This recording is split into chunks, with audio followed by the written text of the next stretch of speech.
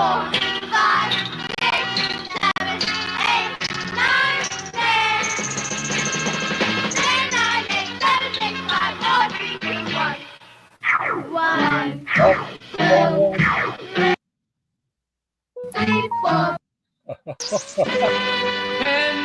chocolate layer cakes.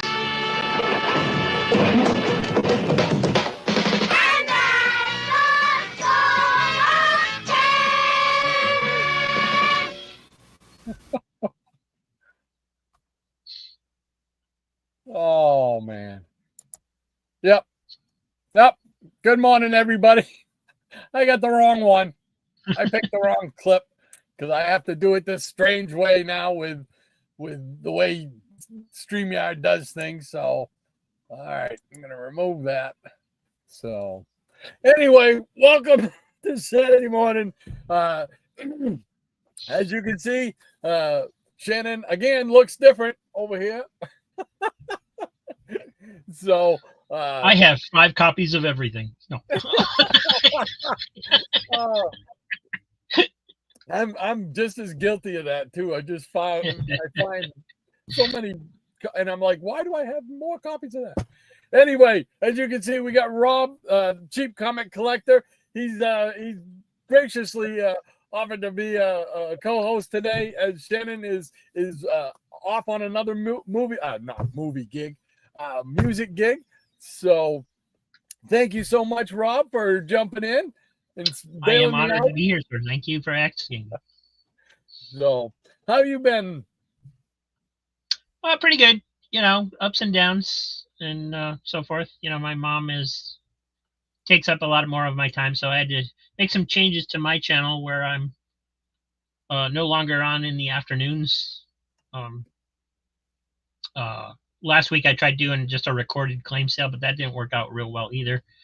So this week we're trying to do like my auction today will be at 9:30 tonight. At 9:30 tonight. Yeah. Oh, so because by then my mom will be in bed. I'll have at least a couple hours before she decides she wants to get up again. And so hopefully that works better. And maybe, you know, I'll get some more eyes on the auction. So see how it goes. Cool beans. All right. Well, sorry, I didn't mean that to turn into a plug. No, absolutely plug. You know, absolutely. I mean,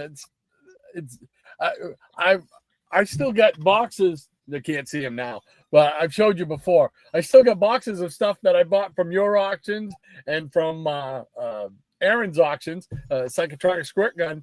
Aaron, his auctions too, and I still have not gotten to even open them yet.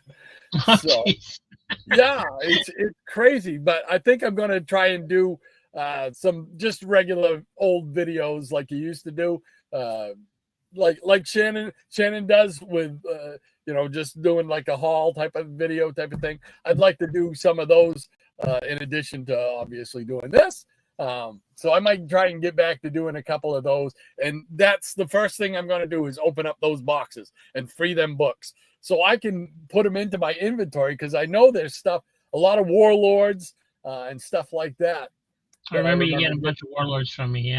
Yeah. And I remember a few months ago you said you wanted to do a new show that you might do like a Cool Beans with Dr. Silver Age or something like that. So yeah, that would be cool. I keep hoping to see those. So.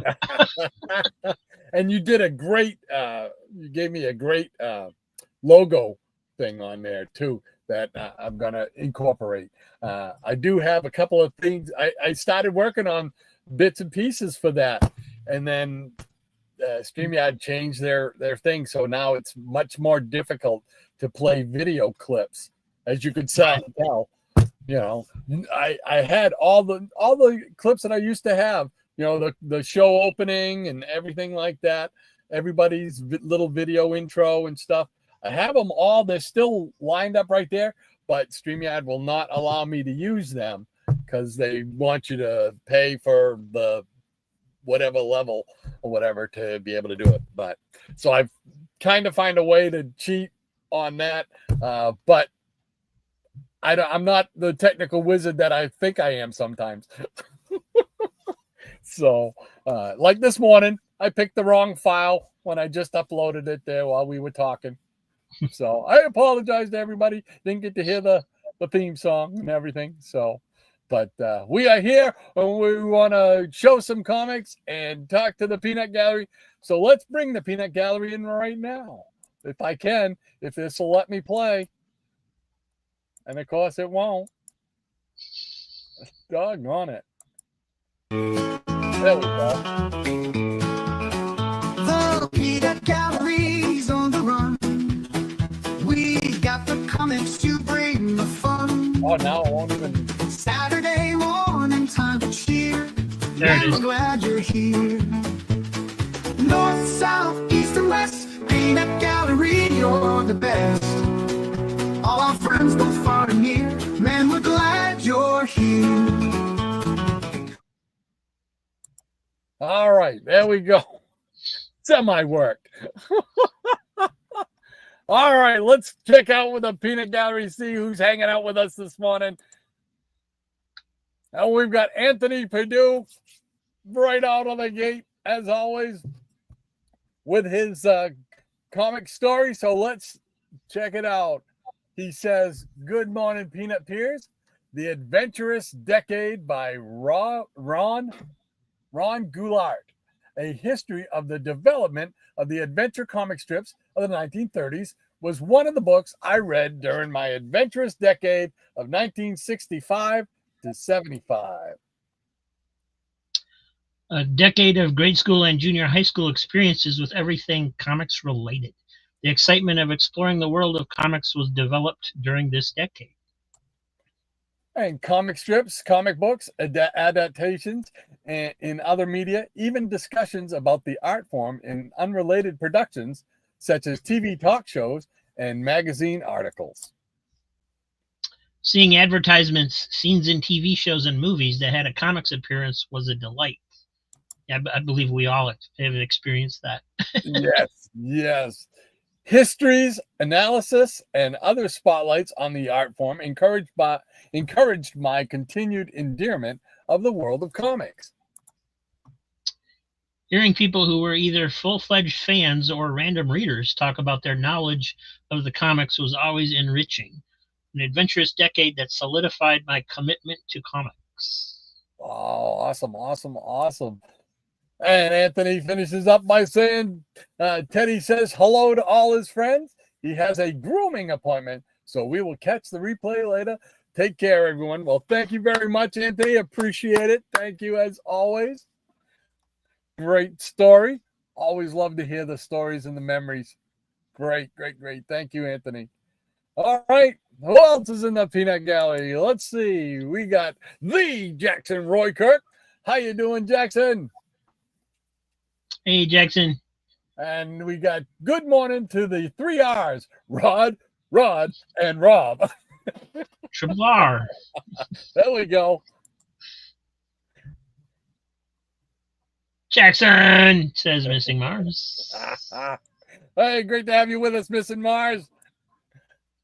I am one of us is with us as well. He says, hi, Rod, and all the Peanut Gallery. Good morning to you, sir. And Maranya is with us once again. Thank God. Hey, good morning to Rod, Shannon on assignment, Rob, the Peanut Gallery, the Nuts of the Day, the Foofs, the studio audience, and Maranya's Legion of Peanut Pets. You got them all in there once again. What are the Foofs? So I'm not familiar with the Foofs. Friends of old fossils. Ah, okay. Friends of the old fossils. Awesome. Thank you so much, Maranya. Great to have you here once again. Running herd on me. Keep me in line. Keep those lines a coming. Tempest from Mars is with us. How you doing, Tempest? Hey, Tempest. He says afternoon all, and a good afternoon to you, sir. I saw you would put out, Tempest has put out a new video. I have not had a chance to watch it yet, but I will be checking that out later on today. So, cool beans. And I am one of us says, hello, Rob. Hello, sir. And the Jackson Roykirk says, Shannon, what's happened to your shelves? and shelves of long boxes. Oh my gosh, yeah.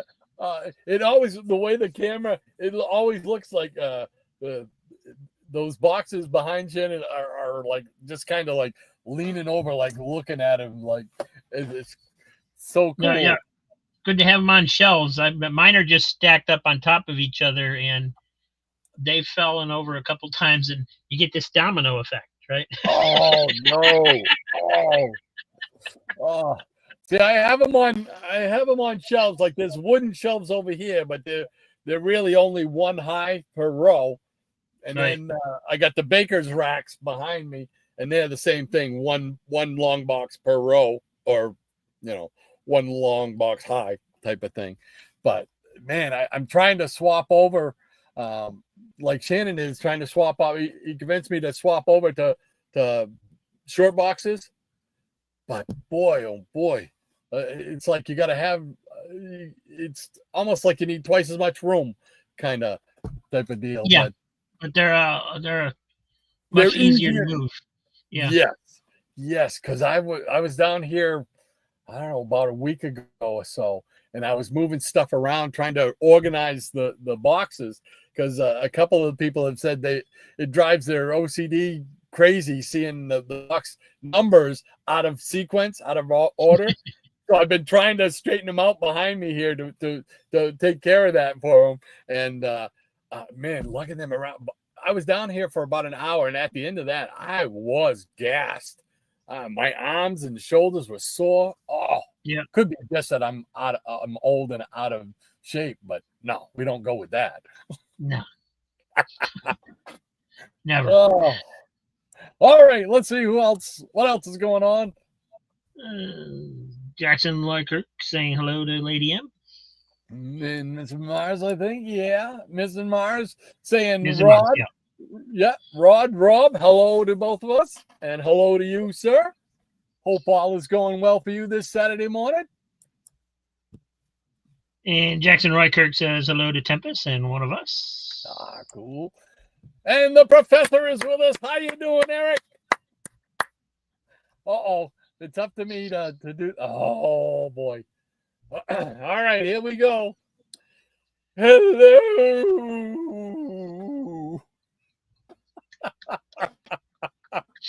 I don't do it as good as Eric does, and certainly not as good as Shannon does, but I give it a try.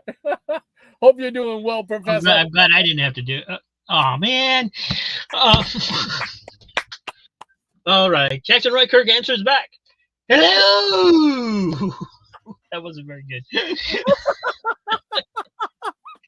Oh, no, that was perfect.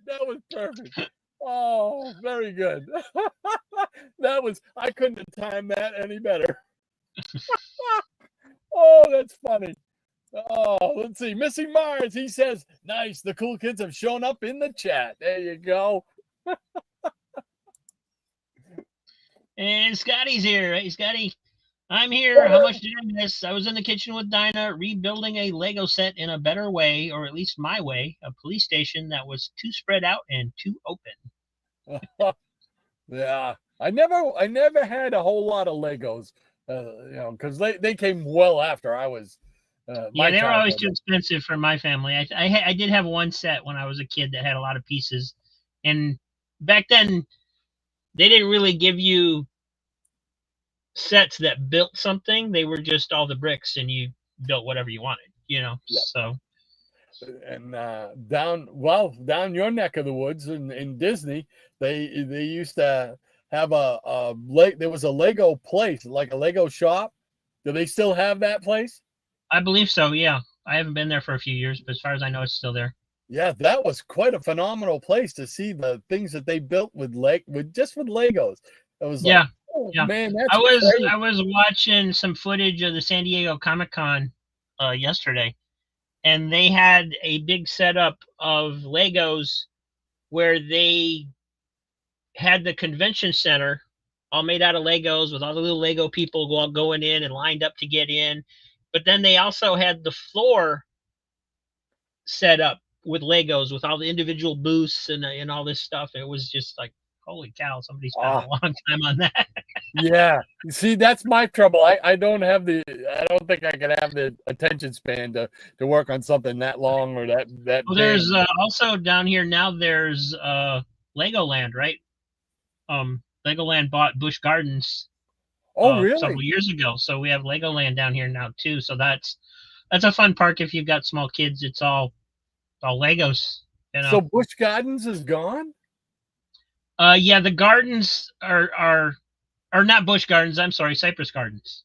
Oh, okay. Yeah. Well, I remember Cypress Gardens too. Yeah, we went down there on our Cypress Gardens. The gardens are still there. It was part of the deal that they had to preserve the gardens. But like where the water ski show was and all that stuff, that's all gone. You know, it's all been changed. Wow. I mean, some of the buildings are still there and stuff that they had, but it's mostly, it's all Legoland now. So there's rides and stuff. It's fun. It's a fun park if you have small children. Wow. Yeah, we haven't been down there since 2004, so I'm sure a lot of it has changed since we were there. So, all right, who else we got here in the peanut gallery? We ate Scotty. He's saying Green Lantern. Love the shirt. Well, thank you, sir. It's an oldie but a goodie. So I'm surprised it still fits. So cool beans. And Comic Mag Musing says, hello, gang. Hey, hello. Bill, how you doing, man? Good to have you with us. Cool beans. All right. Tempest from Mars, he says, hi to Jackson. And Jackson Roykirk says, Comic Mag Musings. Hey, buddy. And Bill says, howdy, Jackson. And Scotty says, SDCC has exciting new toys. They are showing us Battlestar Galactica 3.75 figures of the original show. I'm stoked. Starbuck, Boomer, and Apollo versus Gold Cylon and Silver Cylons. Cool. I don't remember that much about Battlestar Galactica other than Lorne Green was an actor in it. For some reason, it was never on my radar, and I don't remember watching any of the shows. But I hear a lot of people really, really enjoyed it. So I may have to try. It was a pretty good show. It was personally, even as a kid, I found the kid a little annoying. That was in there. That's pretty bad when kids find other kids. Yeah, but I've always had that problem. There's certain kid actors who I was just like, I don't like that kid. You know, when I was a kid, I was just like, I don't. You know, I don't know what it was, but oh, I forgot whose turn it was. I don't know. I'll go. Jason Nutter, hello, good morning, Rod, Maranya, and all the pistachios, cashews, and other nuts at the main Renaissance Fair with my daughter. Well, that's two different sentences. Okay, at the main Renaissance Fair with my daughter. Hope everyone has a blast and a great day. That's right. Awesome, Jason. Jason sent me some pictures and stuff he posted on Facebook of the main Renaissance Fair. I didn't know such a thing existed in my state. I've heard about the one, I think it was in Massachusetts that they do, but I didn't know there was one here. And him and his daughter went and sent some pictures and stuff. Awesome stuff. I think next year, if I can remember it, I'm going to try and see if we can't sneak up there and check it out. So cool beans, Jason. Have a good time. Scotty says Battlestar Galactica 1978 was better than Star Wars 1977. Changed my mind, he says. I can't because I was not a fan of either. Star Wars, I enjoyed the first movie for a movie, but I never got into the Star Wars lore or the mythology or anything. It just didn't grab me for some reason. I don't know why. I was a Star Trek guy, you know. There's your reason. Scotty says Midnight is sitting at my feet. She said meow to y'all. Everyone else is outside. Cool beans, Midnight. Nice to see you on here too. Scotty also says, curious. Is it hard for a person with the name Rob to get a job at the bank? I've never tried to get a job at a bank, so I don't know. I will say that once I went to Bank of America to deposit money into a friend's account for him because he asked me to and he was out of state. and they fingerprinted me. Just for in putting case. money into a bank. And it's like, okay. We want to know who's doing it.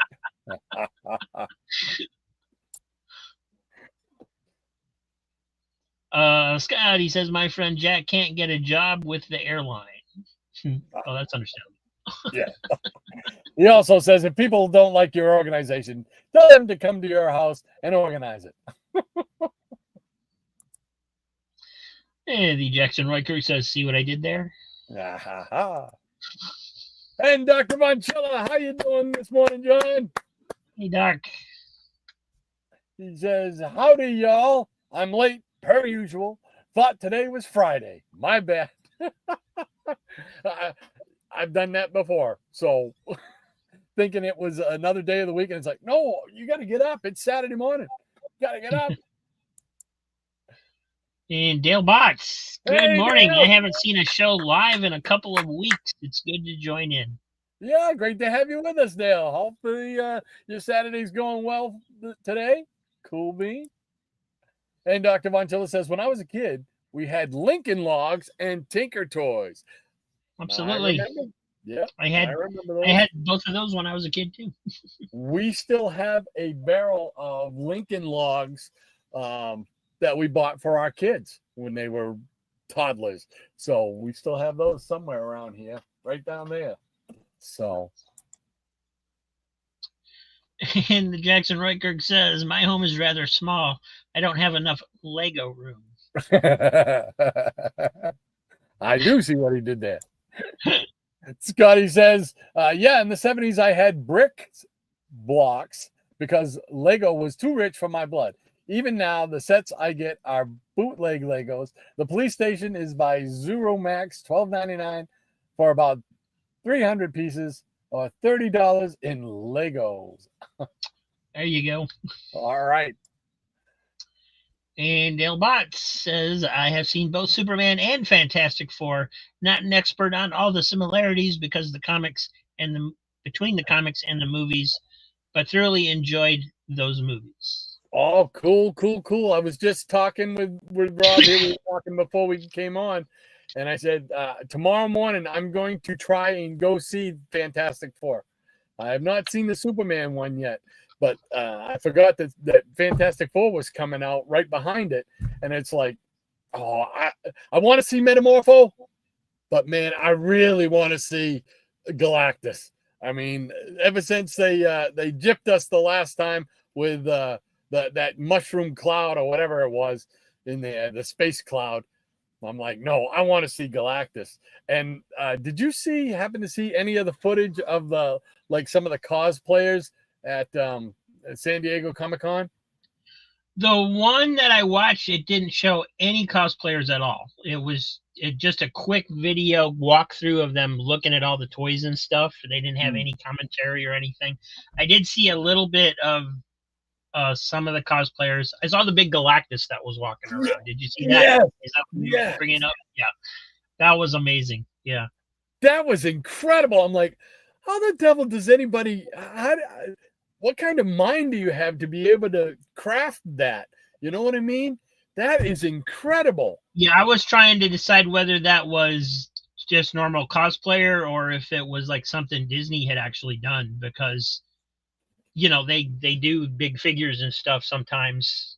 But that it looked like it was just hanging out with the cosplayers, so I think it was just regular. And it was head and shoulders way above everybody. It's like, man, that was incredible. If you have not had a chance to see it, I know you probably can find it on YouTube somewhere that they'll show it. It was a short, the one that I saw. It was only like, I don't know, 10 or 15 seconds long. But man, I was fascinated. I watched that thing about 10 times. I'm like, that is so incredible, man. I'm like, if the one in the movie is half as good as that one, I'm going to be happy. Scotty Z, he says, Lego room. Gotta get me some Lego room. Schoolhouse Rock. I didn't catch on till the third line. So And Scotty says, my old shirts still fit other people. I hear you there, Scotty. I hear you. And Maranya says, my Super Walmart has some of the coolest Lego sets, including some Marvel ones. The catch is they are locked up in cabinets. Oh, really? Is Legos a high theft item now? Who'd have thunk it? And Scotty says, the worst cosplayer I ever saw was the Falcon cosplaying as Captain America. Oh, boom. And Dr. Von Chilla says he's laughing out loud at Scotty, is what he just said. Scotty says, the new Fantastic Four Lego set with Galactus. I want it. I have yet to find it at Walmart or Dollar General or Dollar Tree. Let's be real. Nothing is $1 at Dollar Tree now. Yeah. Yes. Very true. Very true. Yeah, it really seems like they should change their name. Hey, Dave. Great to have you with us, DS. He says, hey, Rod, Rob, and the chat. Great to have you with us. Hope everything's going well for you, my friend. And Scotty says, they put Lego behind the lock because they are addictive. Aha. Oh, I've never paid attention to the whether the Legos are locked up or not. That's wild. I wouldn't have thought Legos were something that you had to lock up, you know. Crazy. What else did I saw something that was locked up at Walmart once. It surprised me. Oh, it was like printer ink. Went to get printer ink and it was all of a sudden it was all locked up. It never used to be. Oh, wow. We got Dr. Von Chilla. He's saying howdy to Diabetic Superman. And Scotty said, well, trees grow, so do the prices at Dollar Tree. Yes, unfortunately. Brian just says, I might have seen that set behind glass at my Super Walmart, Scotty. Oh. Nice. Oh, we got Jackson laying down the line. He remembers last week. And Miranya's coming right behind him. She was ready. So why don't we show some comics, Rob? What do you got over there? Absolutely. Well, right. I've been recently.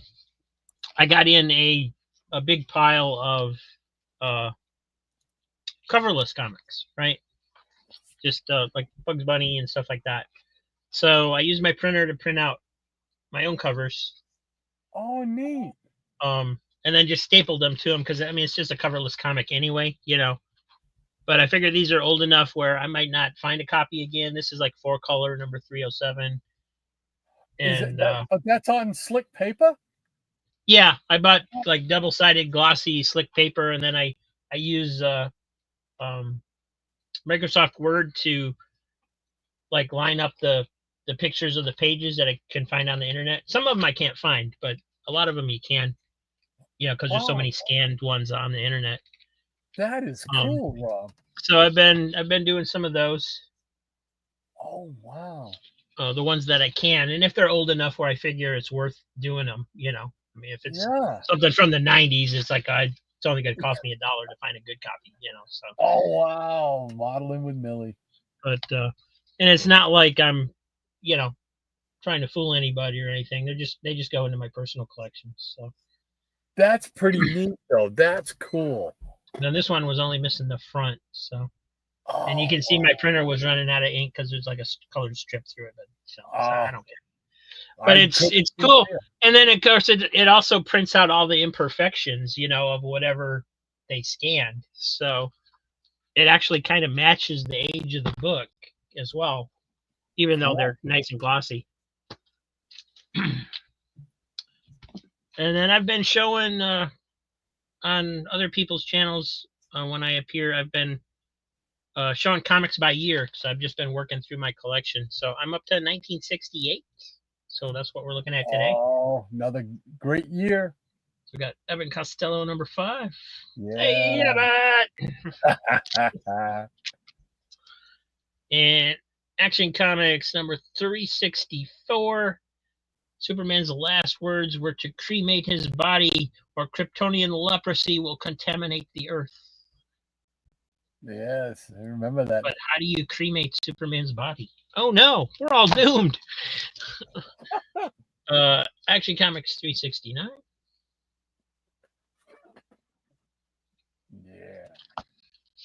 Yeah. Adventure Comics 365. The Legion of Superheroes. Yeah. 371. Oh, Neil Adams. First appearance of the Tornado Twins, number 373.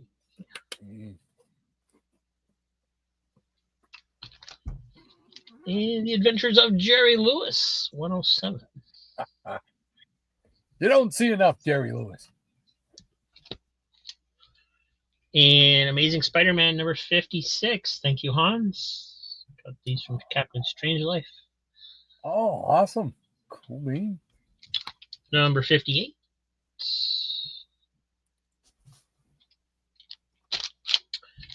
And apparently Veronica is a communist because she's having a red party. I don't know. Archie's Joke Book 131. Very damaged but wonderful copy of Batman 204. Oh yeah. Great cover. Except for, the little ding here.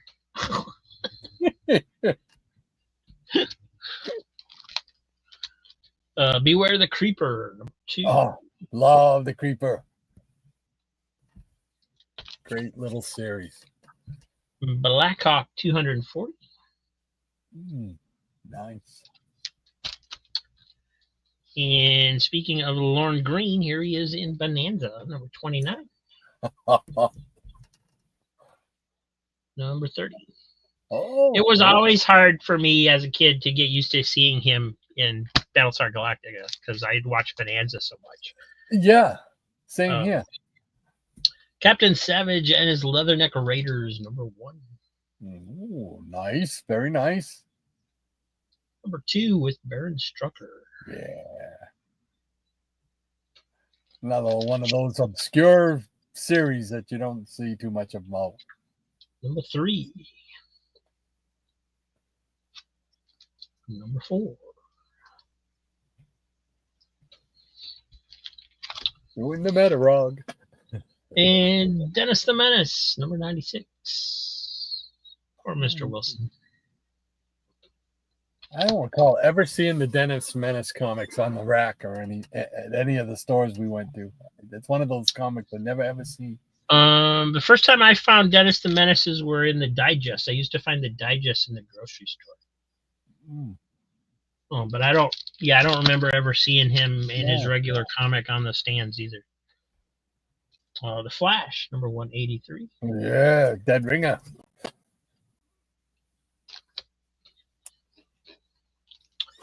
The Flintstones, number 47. Nice. Garrison's Gorillas, number 2. And I know there was a show on TV with that, but I never remember seeing that ever. And I was a TV kid. I do not. I am not familiar at all with this. It's just one of those ones. It's like this is 1968, so this was only a year after I was born. But still, most TV shows went into reruns and stuff. Yeah. I never ever seen it anywhere. Gentle Ben, number 2. I have seen a few episodes of that. Yep, I remember Gentle Ben. Hawk and Dove, number 3. Oh, another great little series. Hercules, number 7. Charlton. Huckleberry Hound and Yankee Doodle, number 32. Oh, nice. Huckleberry Hound, number 34. That's just such a crazy cover. And then there's this one, but it's a facsimile. That's all right. And I'll stop there. That's probably enough for now. All righty. Continue on next time. bring us back together here, and we'll find the line. We have both Jackson and Miranda to thank for the line this time. That time. So cool beans. All right, let's see what we got.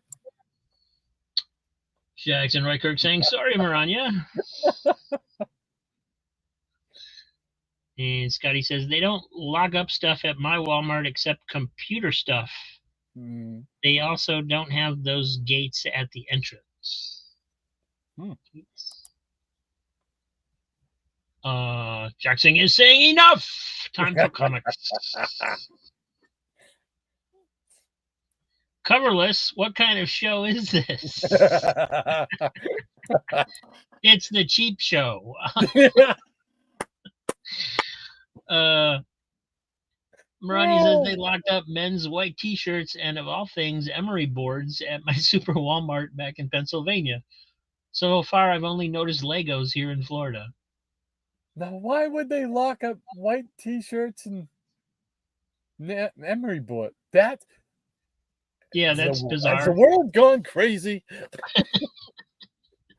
I mean, if you got to lock up white t-shirts and emery boards, you might as well just have a counter where people come up, tell you what they want, and you go get it for them.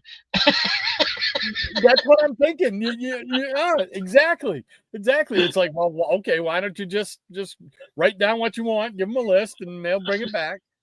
Holy cow. Eric Breen says, I hate that guy. Miranda will get that. Okay. Scotty says, oh, fingernail file. I had to Google emery board. I thought it was a brand of surfboards.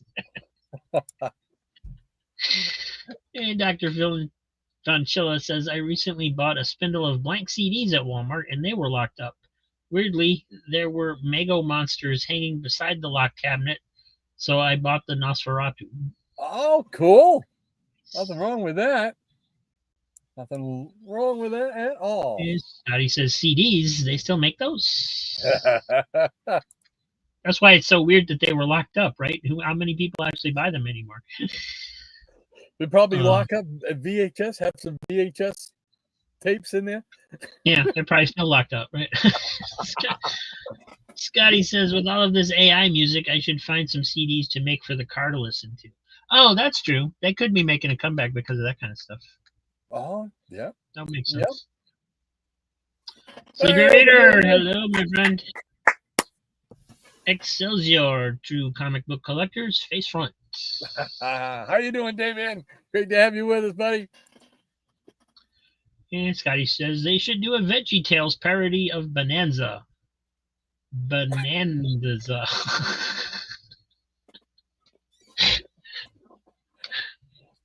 Oh, Scotty, you kill me. Sometimes you come right out of left field. I'm telling you, you kill me. Oh, I love it. My kids were big on Veggie Tales, so that really resonates with me. So I like. And Dr. Vonchilla says, yeah, they still make them. Love my hard copy backup files. Mm-hmm. And Marania says, I had fun voicing the creeper in the Geeky Puppet Show readings of the Bwahaha era of the JLA. And that A stands for America, damn it. Right. That's right, Marania. You tell him. And Marania says, I hate that guy too, Eric. Dr. Vonchilla says, howdy to Damien. And Marania says, Eric and Rod riding a dinosaur together on that Flintstones cover. If you'd listen to my kids, they'll tell you, yeah, I was probably alive when the Flintstones were around. And the Jackson Roykirk says, Eric can still remember the first dinosaur. Ouch. Ow. Dr. Vonchilla, Hawk and Dove 3, Gil Kane lives. Yes, Gil Kane lives. I wish I had the ability to play the Gil Kane alert, but I don't. Scotty says he's printing them out or repairing ones with missing pages. Both, actually. I do missing pages too. If they're missing a centerfold or something, I'll print out a couple of missing pages just to have a complete copy in my collection. Oh, cool. If it's an old enough book. And Eric Green says, I remember you petting it, Jackson. Nice comeback. Yes. Hey, Tony. And why not Art 70 says, good morning, everybody. And good morning to you, sir. Great to have you in the peanut gallery this morning. Hope all is well. Cool beans. And Jackson Riker responds with, yeah, you were trying to get it to eat me. See, now we're getting the behind the scenes story. And yeah, he corrects his spelling. Yeah. I am one of us. Nice variety of comics, Rob. Thanks. That's why I do it year by year, because I enjoy seeing the variety. Wow. That's I've never, you were the first person, we've talked about this before. You were the first person that I ever knew or can remember anyway, that filed your organized your comics by the year. And that's pretty neat, really. But for me to try and do that over again, I couldn't do it. Yeah, it's not easy task. There's been quite a few times where I'm like, maybe I should just do it like everybody else does. I love that. I've talked about it a million times. Mike's Amazing World of Comics online, and they have that feature called Newsstand, and you can look up any month of any year that had comics, and it gives you all the comics published that month.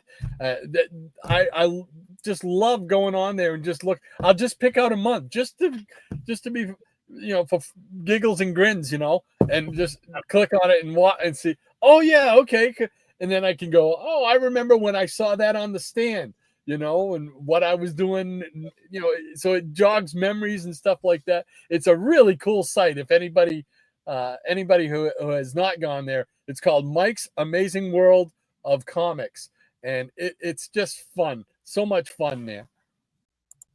Yeah, it's a great site.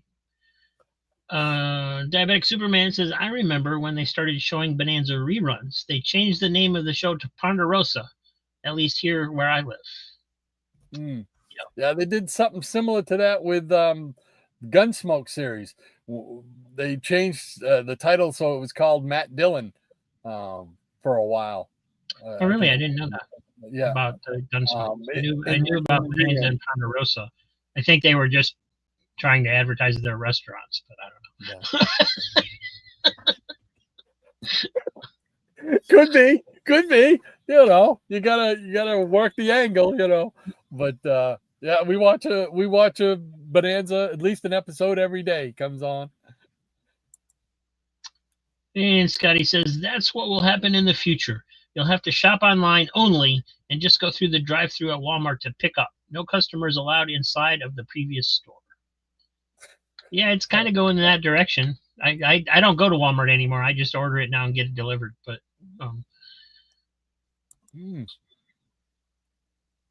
And Ronnie says, I miss going to Ponderosa Steakhouse. Fun fact, Dan Blocker owned and ran those restaurants. Yes, that's true. Oh, I did not know that.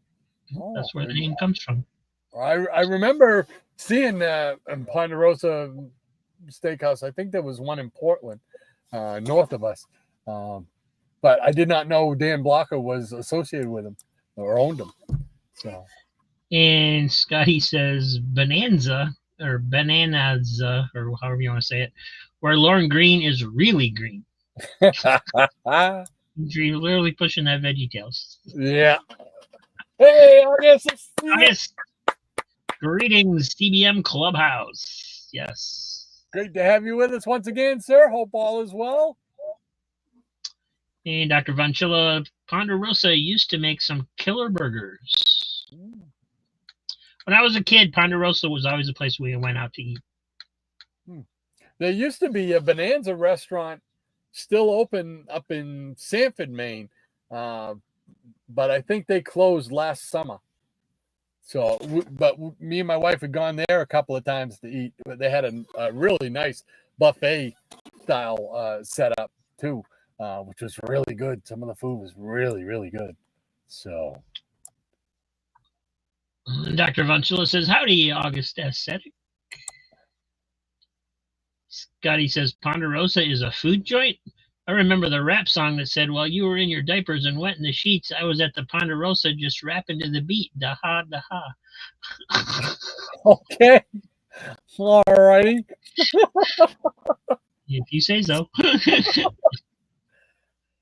August says, "Thank you, Dr. Von Chilla. How you been?" And Dr. Von Chilla says, "Howdy, Tony. I didn't see you slip in." Rania says, "Welcome to all the peanuts here in the studio audience." Yes, yes, yes. Welcome, everybody. And Eric says, "That you're still here, Jackson, proves the dinosaurs wanted tuna that tastes good."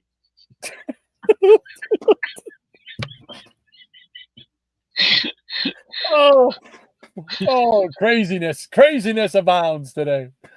Dr. Von Chilla says, "Doing fine, August." And Why Not Art says, "Hey, my friend, Dr. Von Chilla." Yeah, there we go. Sleepy Reader says, love Mike's newsstand." Yes, I'm with you, Damien. I'm with you.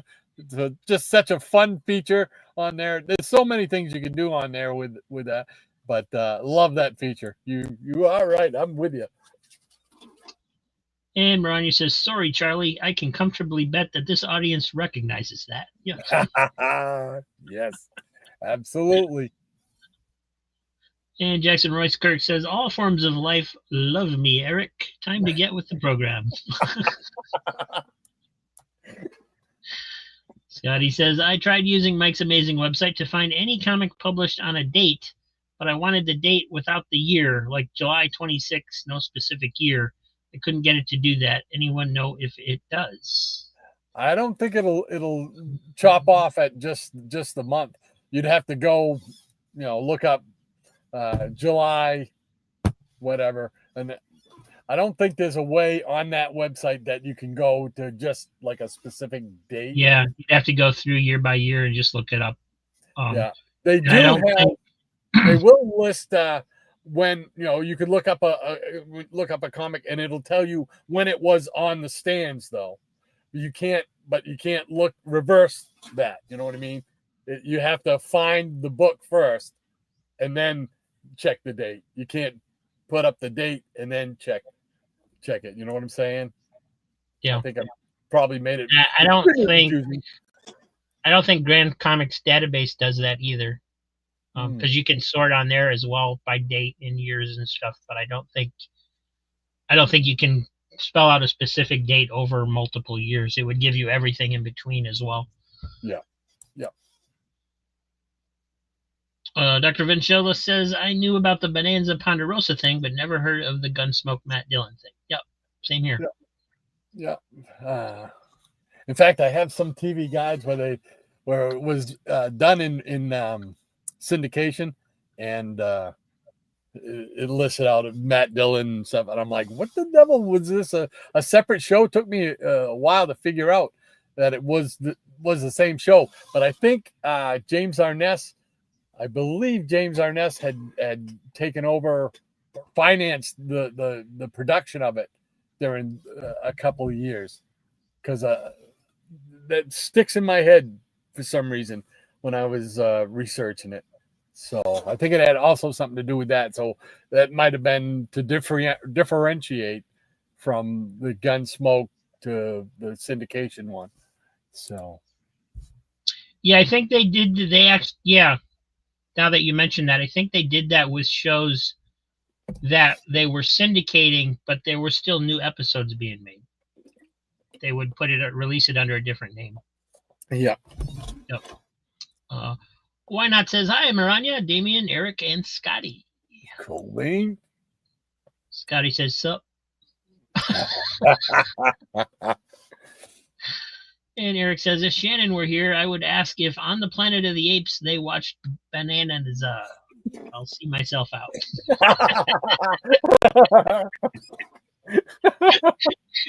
Oh, man. Eric, you're killing me.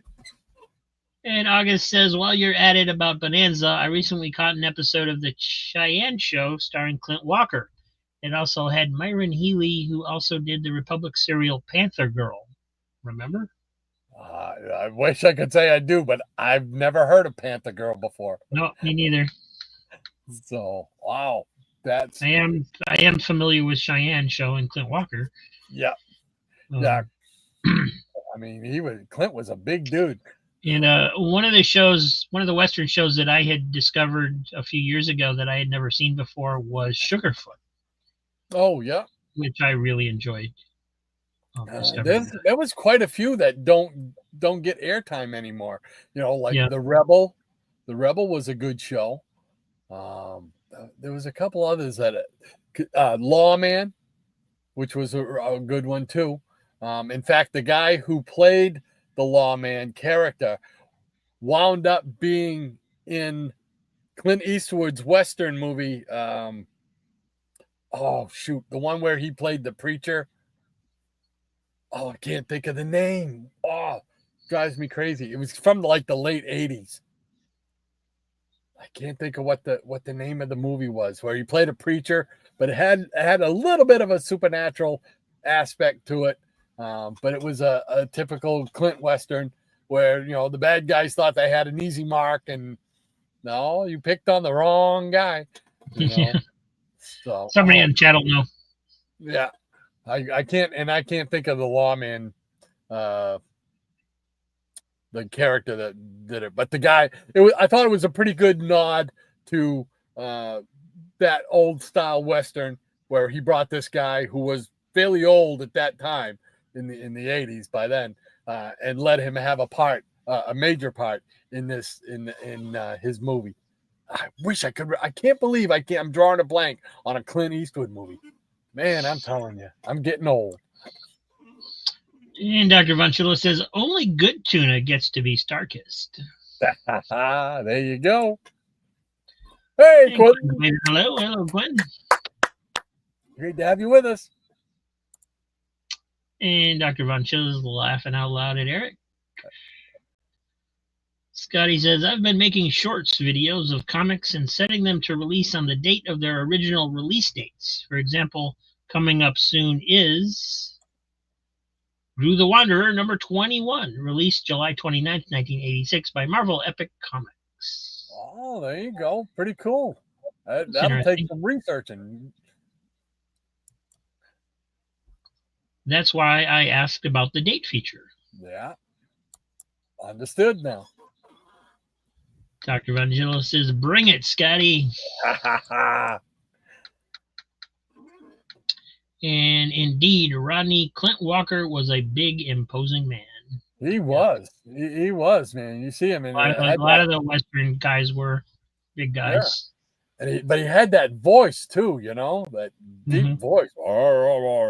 It like commanded respect. Okay, he's talking. Well, what's up? And Scotty says, every time I go to the thrift stores, I always find Western DVDs. It makes me wonder if everything was Westerns before Star Trek. Pretty much, yeah. Yeah, there was from the get-go with television, there were a lot of Westerns, a lot of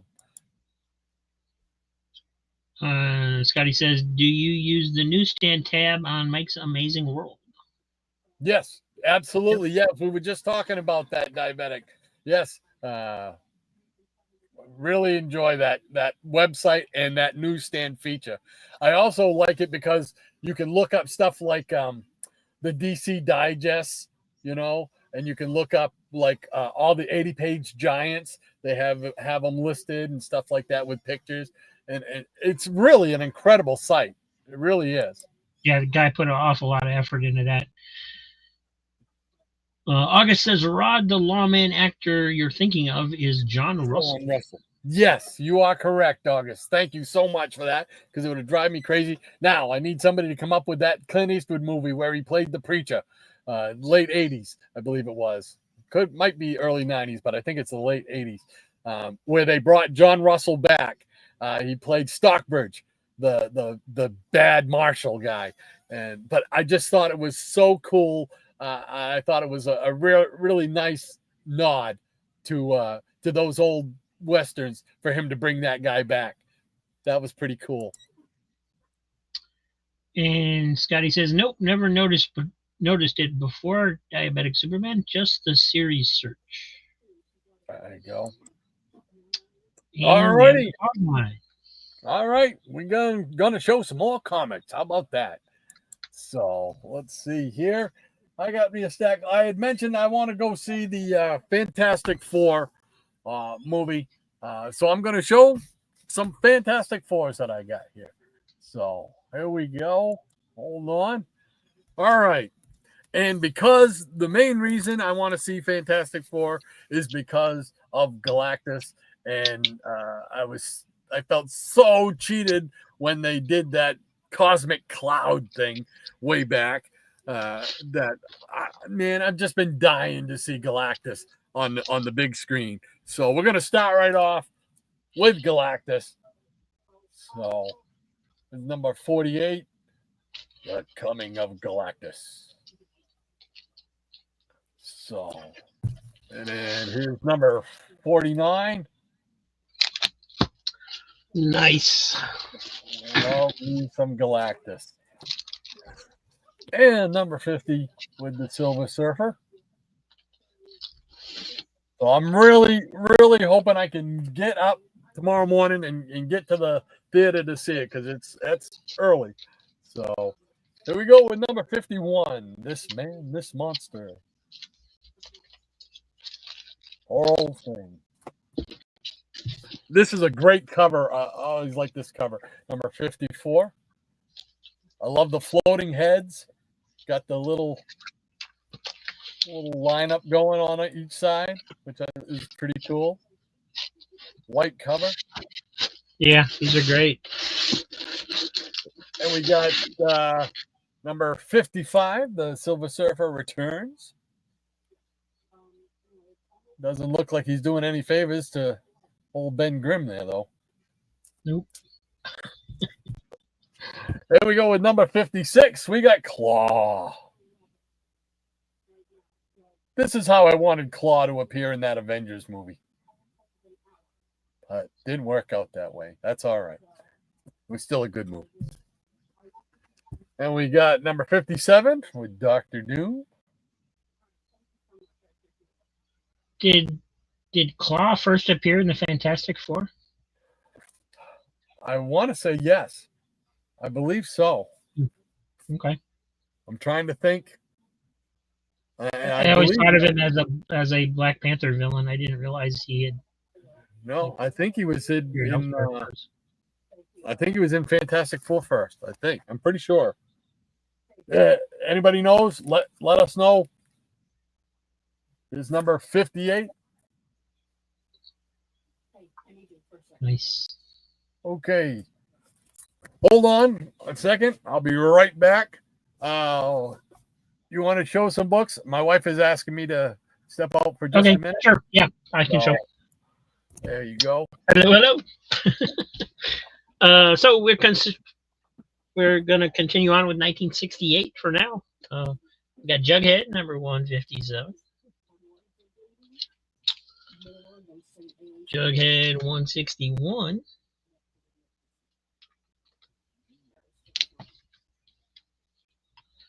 Jughead's Jokes. And something a little more appealing, Justice League of America, number 60. And I was so thrilled when I found this one. King Kong. Back cover, same as the front, but without all the logos.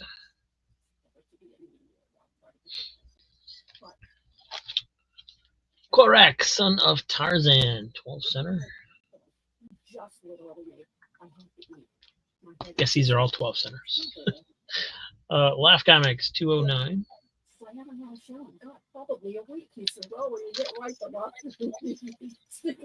With a lot of Foodland. Look at the size of that mouth.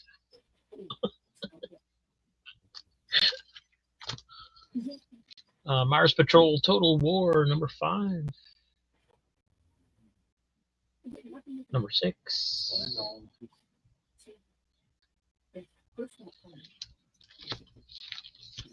Number 7.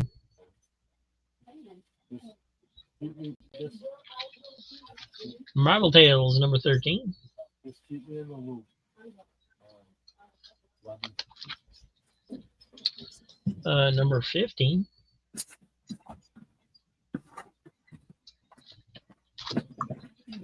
Metal Man number 34. Oh, I love Metal Man. And Millie the Model 163. Nice. Oh. If you want to continue on? Sure. Alrighty. Thank you for that. Appreciate it. And sorry about the little brief interruption there, but take care. It's a family business. So, all right. I think I don't know if I showed this one or not. This was number 58, The Dismal Dregs of Defeat with Dr. Doom. Yeah, it's great. So, but this was, right in the midst of the classic Jack Kirby stuff. Gotta love it. 59 with the Inhumans. The number 60 with the power, the peril and the power.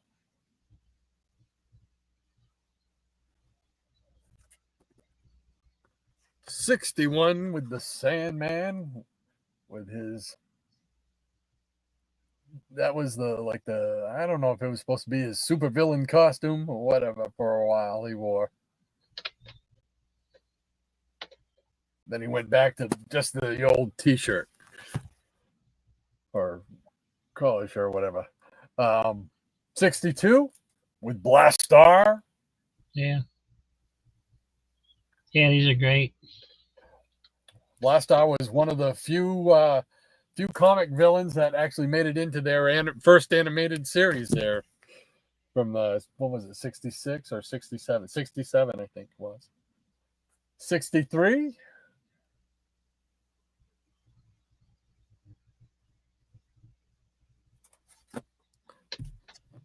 '64. The Sentry Sinister. And 65.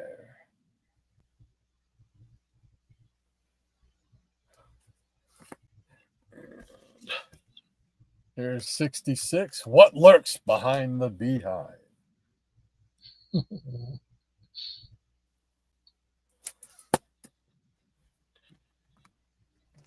Hell, we're going to find out what's in the cocoon. It's the power of him.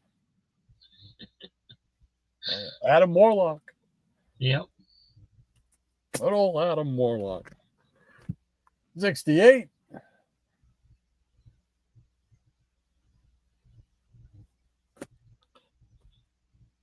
'69. I just love these covers, man. Just yeah, they're such a classic run. Basically, the foundation of the entire Marvel universe being built in that series. Yeah, very just so cool. Here's number 70. When the Mighty Have Fallen. 71. And then they followed that one up with a classic cover. I love this one. 72. That is just a great cover. That's a poster-worthy cover right there. And this is another one to for me that holds a special place in my collection. This is one of the books that I got from my grandmother's house. Cool. So yeah, it was really, really neat. And not to mention the fact that they had, the guest stars on the cover anyway. Right. And then I got some annuals here. So here's a facsimile of that one, which is I think number 3. Cool. Yeah. And it just so happened. I remember the ending of that one with Stanley and Jack Kirby in it. And this was just so cool because it had everybody, everybody was on this cover.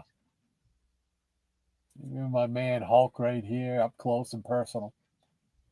So, just a great one. And here's King Size Special Annual number 4. The Fantastic Fours, 2 Human Torches going at it. The original Human Torch. Plus, they had classic Thing versus Hulk story. Here's number 5 with the Inhumans and Mr. Fear.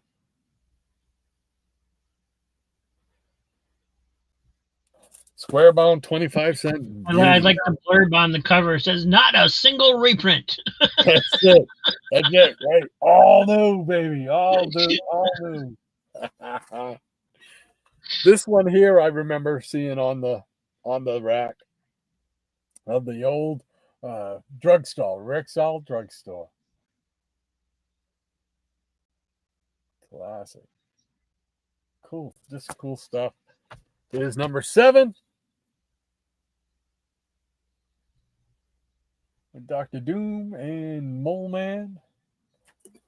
And to round this out, one of my favorite King Size Special books. This is one of those books when I think of just stereotypical Marvel superhero books from the 60s. This is like one of the things I think of. It's a square bound, 25 center. It's King Size Special number 8. Fantastic Four, and they're going up against Namor. Yeah. It's just that's the quintessential Silver Age Marvel comic for me. Yeah, it's classic. Yeah. So, all righty, here we go. Let's get us back together once again. All righty. And let's see. Make sure that I got the right line. There we go. Right there. Cool beans. Thank you once again, Maranya, for keeping me in line and allowing me to find my place, because it doesn't take much to knock me out of balance. All right, we got Dr. Von Chilla. He says, Pale Rider. Yes, thank you, Doctor. Thank you. Pale Rider. That was the name of that movie, the Clint Eastwood movie that John Russell was brought back in and appeared to. Thank you so much. He says, Pale Rider is the Eastwood movie you're thinking of. It was Clint's reimagining of Shane. Oh, I did not realize that. I did not realize. Now, see, I want to go back and watch it again and see the similarities between that and Shane. Cool beans. Thank you for that, Doctor. Thanks, John. The Jackson Roykirk says, Pale Rider. Yes, yes, yes. Thank you, thank you, thank you, Jackson. And Scotty says, wow, those covers are fantastic. No pun intended. Scotty says, yeah, the Herald of Galactus in the new movie is the Silver Surfer. Oh, I know. But I'm still gonna give it a view. I mean, to be fair, it's not the Marvel's. It's a different universe, right? Right. It's an alternate universe. So right. It's not the Marvel. It's not even the main Marvel cinematic universe. It's an alternate universe from that. So yeah. So I'm gonna give it. A go. And there's always going to be stuff in the comic book movies that they make. There's always going to be things that I'm not gonna totally agree with. But like I said before, they don't make those movies for just Rod, So it's like you gotta kind of go with it a little bit sometimes, And I'm willing to go. I like the other Silver Surfer they did. I thought the first Silver Surfer they put in the Fantastic Four movies, I thought that was a fantastic job. They did a real good job. They screwed up Galactus, but we'll give it a shot. Dr. Von Chilla, he says, I pulled my first copy of FF48 from the 3 for $1 bins at the Wolfhead Comics circa 1976. It was a good, very good reader copy. All cool beans. Great memories bring back great memories. The Jackson Roykirk says, "Yep, Claw's origin is in Fantastic Four." I thought it was. I was pretty sure that was because he was Claw actually was in the animated cartoon as well in '67. So, and Jackson also says, "And first appearance." There we go. Thank you so much, Jackson. Appreciate that, my friend. Double A, he says, "Now that you're showing FF, I'm still looking for the figurines from the current film, but cannot find them at Target or Walmart yet." Now, I haven't seen them either anywhere. So, but I'm keeping my eye open. Hopefully. And Maranya says, "Yes, that is Claw's first appearance in FF number 53. There you go. So I happened to show it and didn't even realize it. So, hey, Bub's Comics, how you doing, Bob? Howdy, Bub. Great to have you with us. Thank you so much for stopping by. Appreciate it, my friend. He says, "Howdy, y'all," and howdy to you, sir. Hope your Saturday's going well. Cool beans. And the Jackson Roykirk says, "Hey, Bub." Dr. Von Chilla says that Gold Key King Kong is a blazer. Yeah, I was really happy when I found that. Wow. And Maranya says it makes sense. Black Panther's first appearance was FF 52. There you go. I used to have that, but I sold it. Diabetic Superman. "Hello, Bub." He says.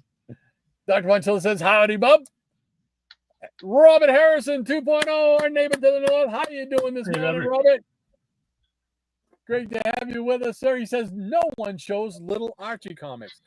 Well, I don't have any from 1968. I did show one last night from 1967 on Joe's show. Of the two of us, he would have more Archies than I would have. I think I have a total of like 2 Archie books in my collection, and the only reason I have them is because they have an appearance like in the book or on the cover of the 1 or 2 of the superheroes that were produced by the same line. So you digging through? Yeah, looking for the one I showed last night because it was an interesting cover. All right. While you're doing that, I'll continue on with the Peanut Gallery. Dr. Von Chilla says, "Howdy to Bob." Bub. Scotty says, "Yep, I had the Blast Star action figure. He was cool." I don't think I have the Blast Star one. No, I didn't see that. If I did, though, I would pick that one up. So that's pretty cool. And Robert Harrison says, "Howdy to John." Diabetic Superman says, "Rob does show Little Archie." There you go. And Double A says, "I remember when Blastar also appeared in X-Men." Well, I do not remember that.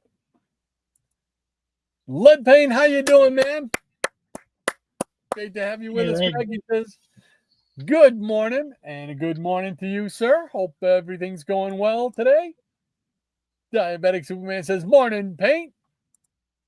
And Greg says, "Everyone, including Nick Fury, twice. Sergeant Fury as a regular, and as Sergeant Fury, and as regular Nick." On the Fantastic Four annual. Okay. Yes. All right. For a second there, I was confused. Dr. Von Chilla says, "It's funny how some of the 12-cent Marvels with predominantly white covers can be found Snow White, Avengers 60, FF 67, etc. And others cannot, like Caps 111 and Shield number 4.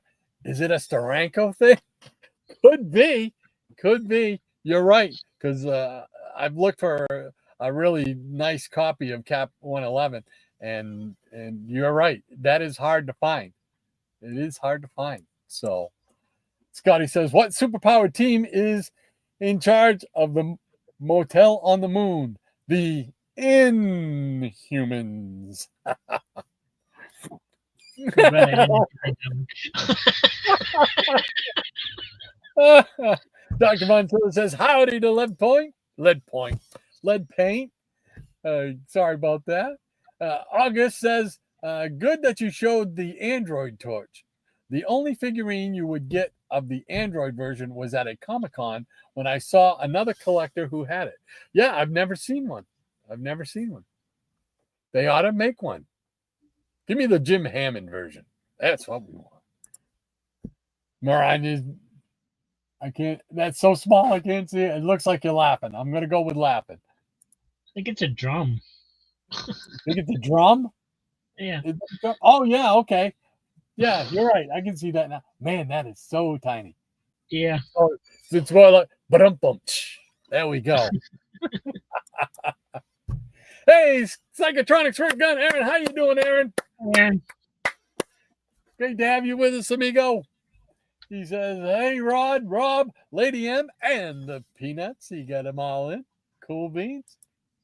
He says, watching FF next weekend. Yeah, cool. I'm going to try and go tomorrow.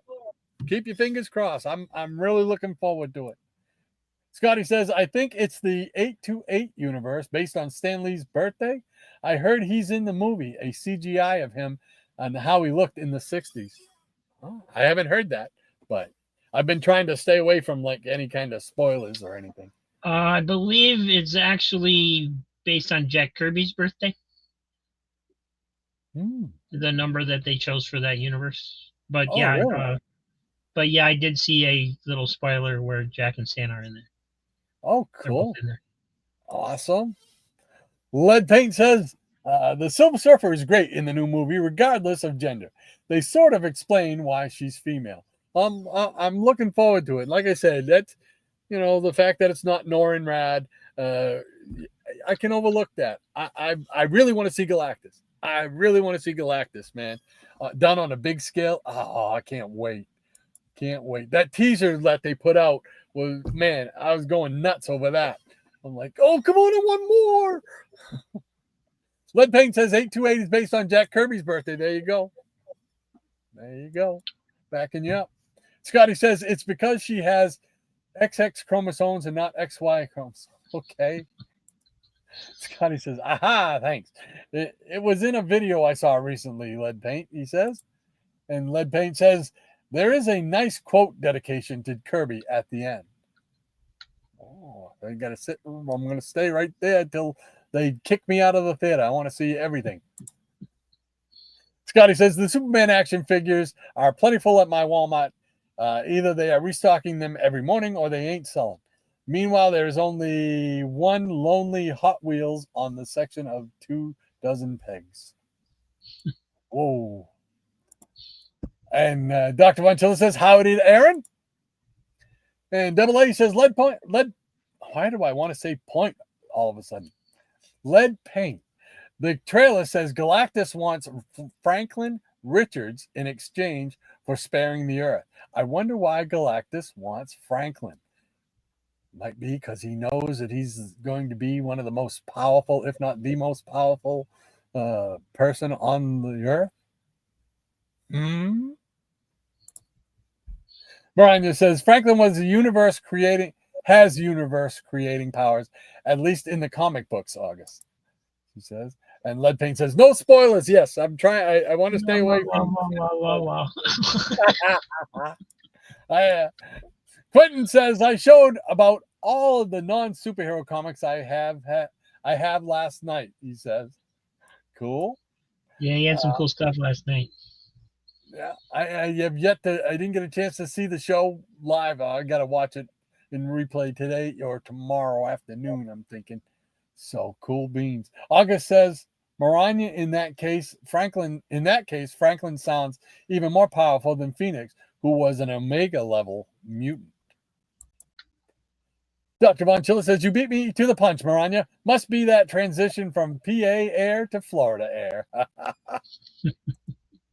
Eric Breen says, Inhumans, I'm letting myself back in, he says. Yeah.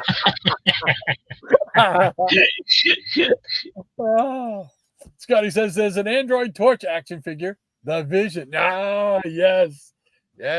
Well played, Scotty. I do have that. I have at least one vision up there. The one that something lights up on him. I think his belt or something lights up. So Brian just says, maybe so, John. I know my mood is much better here. That's cool. Good. Good to hear. The Jackson Walker says, no, Eric, just take Scotty with you.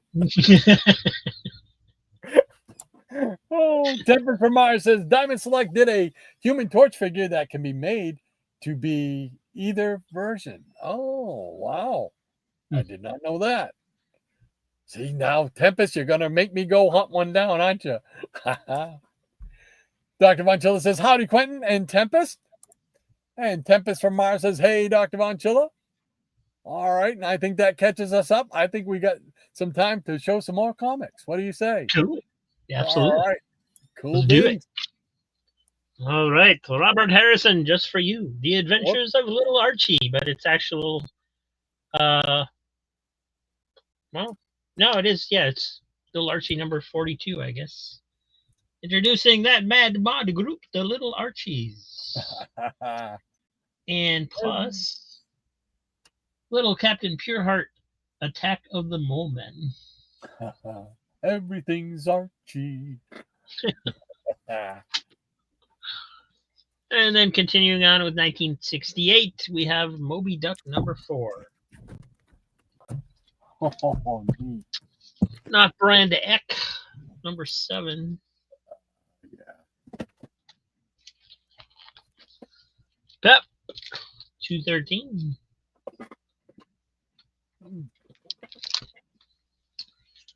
Pep 218.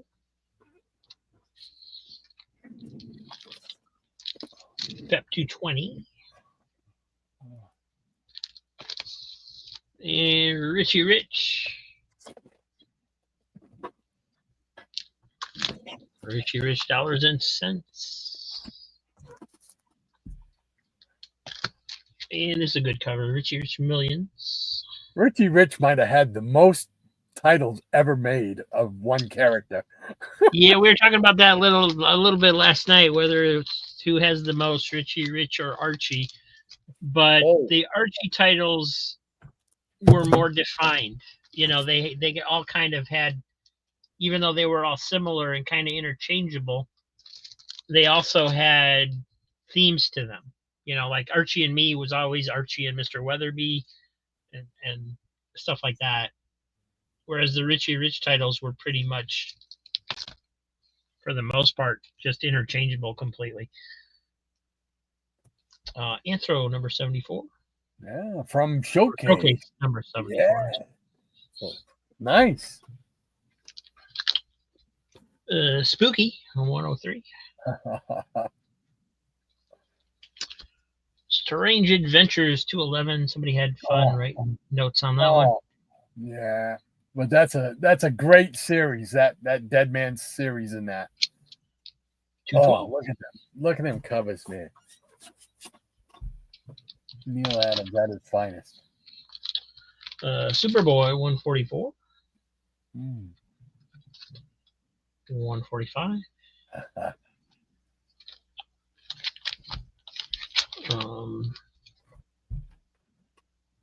Number 150. Believe that one's pretty faded. Oh, I was gonna say, wow. Almost looks black and white. Number 204 from Superman. Yeah, another classic cover. 210. Clark Kent's Phony Death.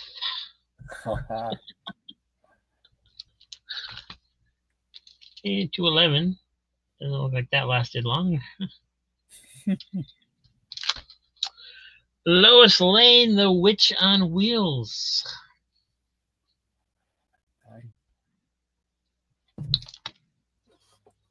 Jimmy Olsen, Elastic Lad wrestles the ugly Superman.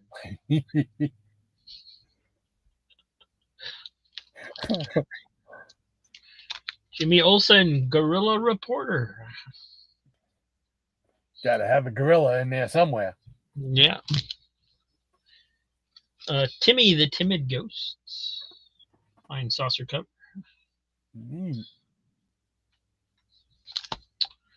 Treasure chest. Oh man, I remember those. Treasure chest. Hey, Quentin's got an octopus on the cover. Quentin collects octopus covers. Oh, neat. Uncle Scrooge, number 74.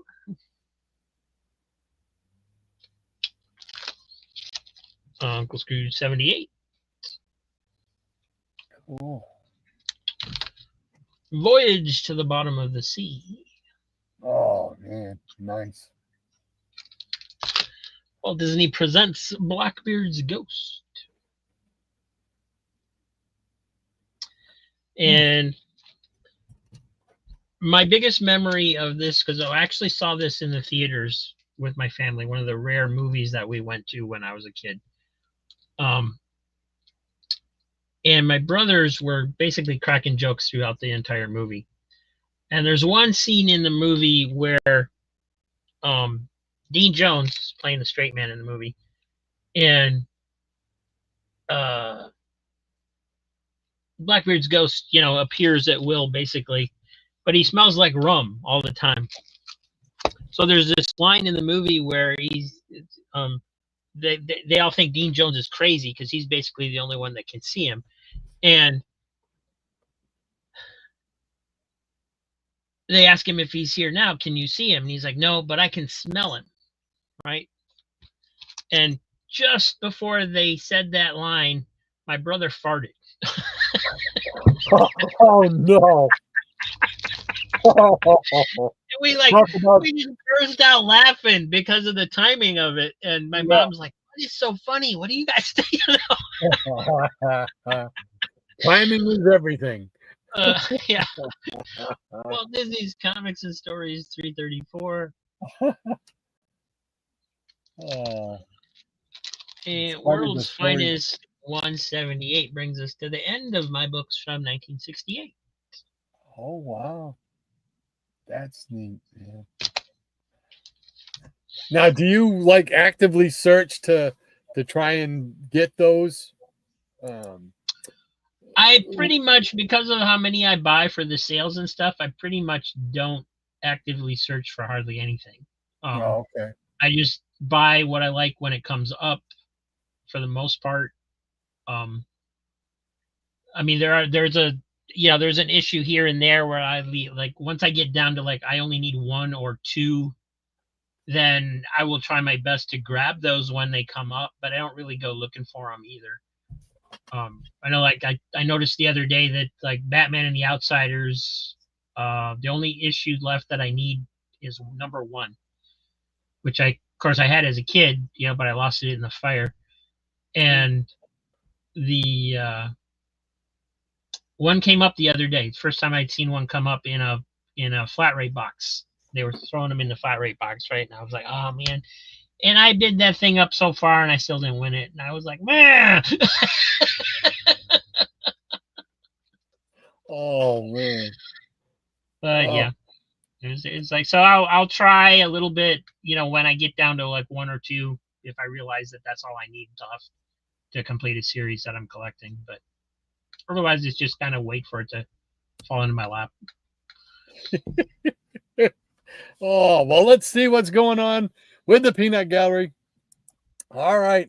Thank you once again, Maranya, for keeping me in line with the line.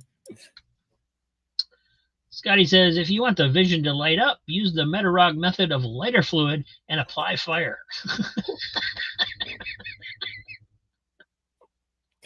No, man, no. That's just wrong. August says, the difference in physicality between FF Torch and Android is that the Android has no facial features, evidently obscured by the flames. I did not know that aspect of it. And Robert says, all right, when comics were fun.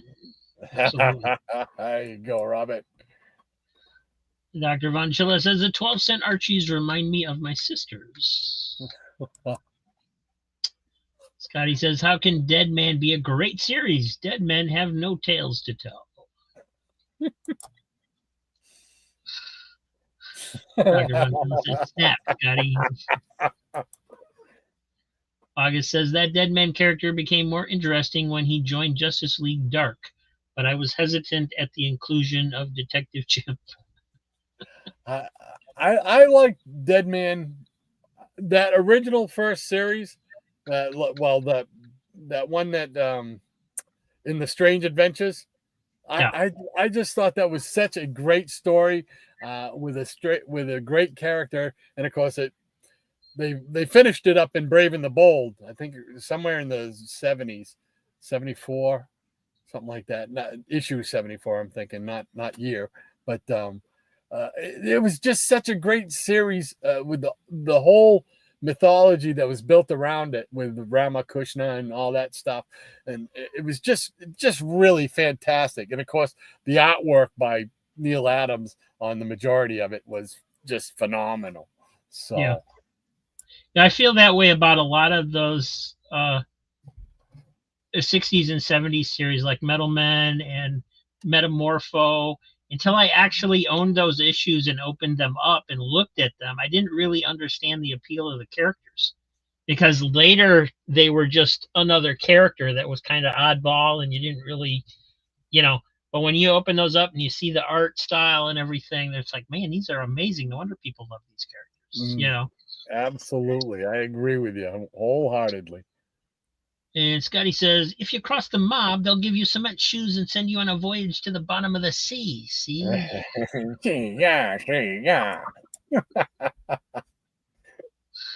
And Blackbeard's Ghost, I had that on VHS. Yeah. Lead Paint says Detective Chimp is in the latest Zatanna miniseries AA, along with Blue Devil. Oh, I like Blue Devil, man. Now I'm gonna go find that one.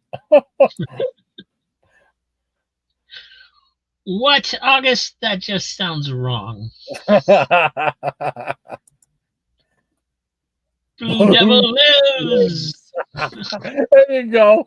Right, John. All right. Eric says, come along, Scotty. Time for pudding and night-night.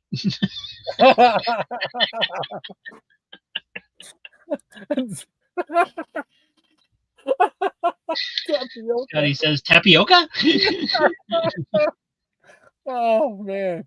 All right, Maranya says, okay, time to put down the line again. Thank you, Maranya.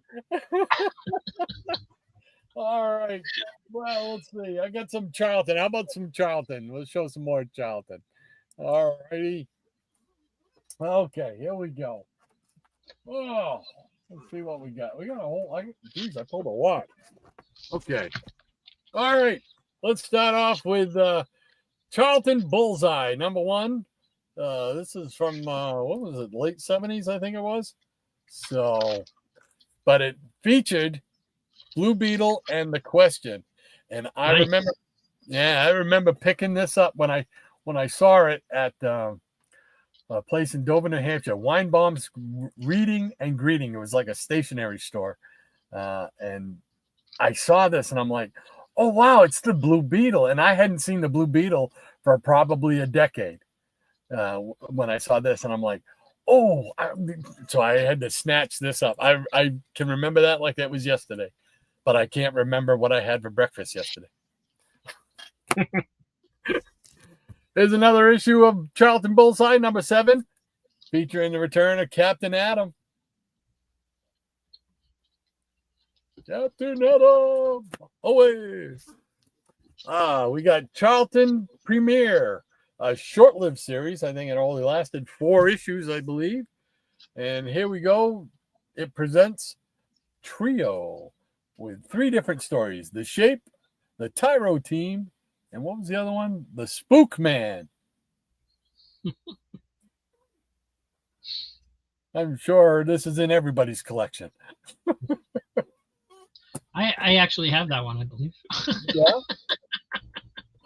Either that or I sold it, one of the two. But sometimes I don't remember what's in my collection because I sell them and then I hear you. Well, here's number 2 with the Children of Doom. Can this be tomorrow? I hope not. I want to go see the movie tomorrow. That's a really fancy logo on that one. That's cool. Yeah. Well, this is why I discovered this this little series and why I had to pick up the whole thing, because I'm a completionist type of mentality, I guess. But it's Charlton Premiere number 3 presents Sinestro, Boy Fiend. But if you look real closely, you got all kinds of little action figures of Peacemaker, Blue Beetle. Who's that one down there? That's somebody different down there. I don't even know who that one is. But it was like, oh, that's just too neat. I had to get this. So I picked it up, and then I'm like, okay, what? And this would have basically been before action figures were a thing. Yeah. So it was pretty neat. It was like, oh, then you gotta go hunt down the other issues of the series, especially once you find out it's all a short series. Because here's the last one. It's number 4. Charlton Premiere presents The Unlikely Tales. The Insignificant Man. Kind of like the Obsolescent Man. Yeah. Twilight Zone. All right. Then we got some Charlton is number 1 of Doomsday +1 with a classic cover. Nice. And we got some hot rod action with Dragon Wheels number 33. Look, this James Bond's car right there. Not such a good driver, I don't think. But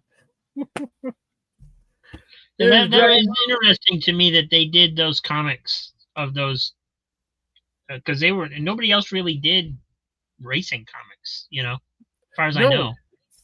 Charlton had their hand in so much. They produced so much stuff that is just obscure things, like you say, like this stuff, I can't remember. I remember DC, they had Hot Wheels, but that was more cartoon based on the cartoon thing. Yeah, that was basically a licensed thing. Yeah. It's like, and that's one of those things that has eluded me my whole collecting time. Is one of those issues. I'm gonna get one of those issues sooner or later. I'm going to get a Hot Wheels, DC Hot Wheels issue. So yeah, I've never seen one or seen one, even anybody show one. I don't think.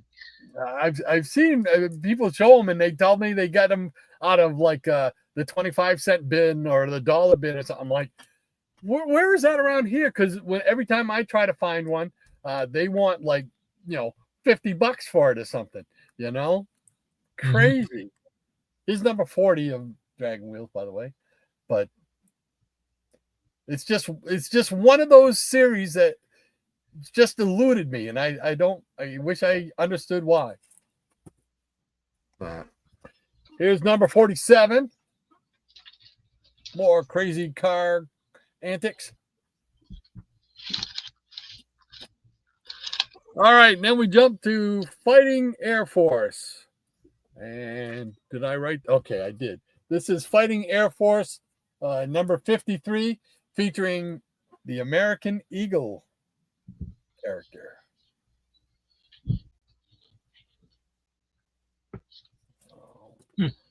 Here, I think he appeared in 4 issues. And I've got 3 of the 4, but I still need to get that 4th issue. This is these aren't even in order.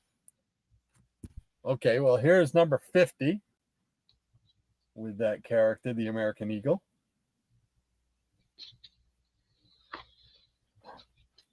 So 50, 53, which one is this? This is 51. So it's 52 that I got to get. Here is 51. So all I've got to do is hunt down 52, and I don't imagine it'll be a pricey book by any stretch. But there always seems to be something else to pick up. Yeah. Here we go with number 86 of Fighting Army, The Lonely War of Captain Willie Schultz.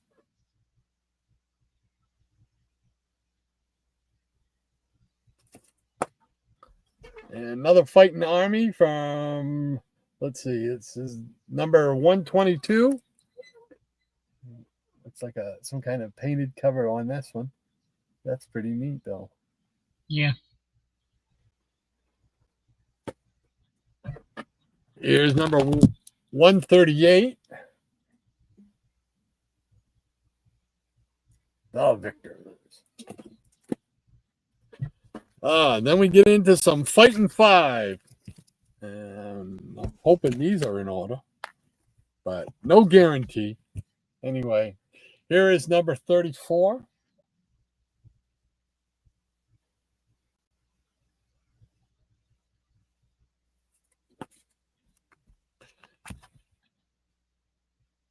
This is number, oh man, I can't see that.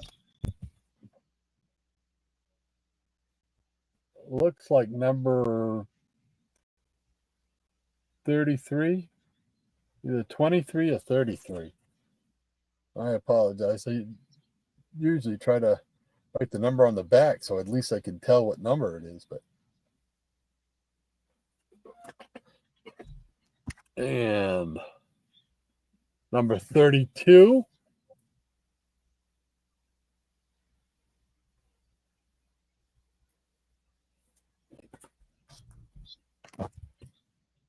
I'm at 31. I guess we're going backwards.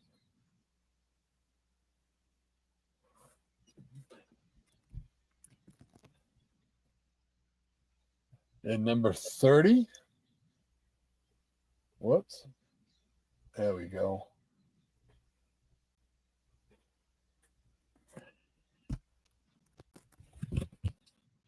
Number 29.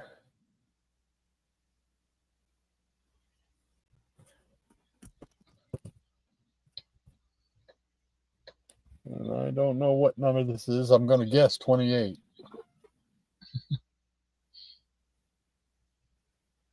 So, and then we got some Fighting Marines, number 120. Modern Comics. That's cool.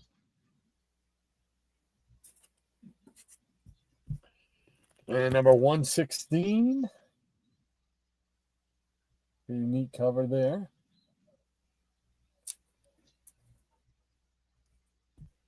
And number 166. Oh, that's a reprint. I mean, not a reprint. I'm breeding myself. Oh, there we go. It's the same cover. And number 117.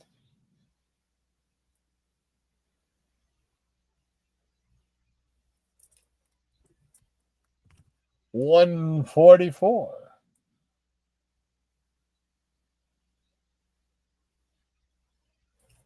Just a few more left, but we're going to jump into the realm of the supernatural with visit Ghost Manor if you dare. Number 3.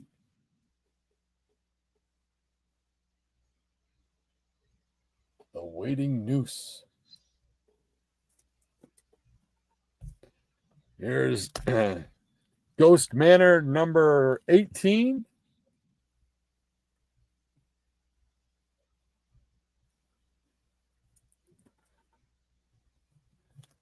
Ghost Manor number 56.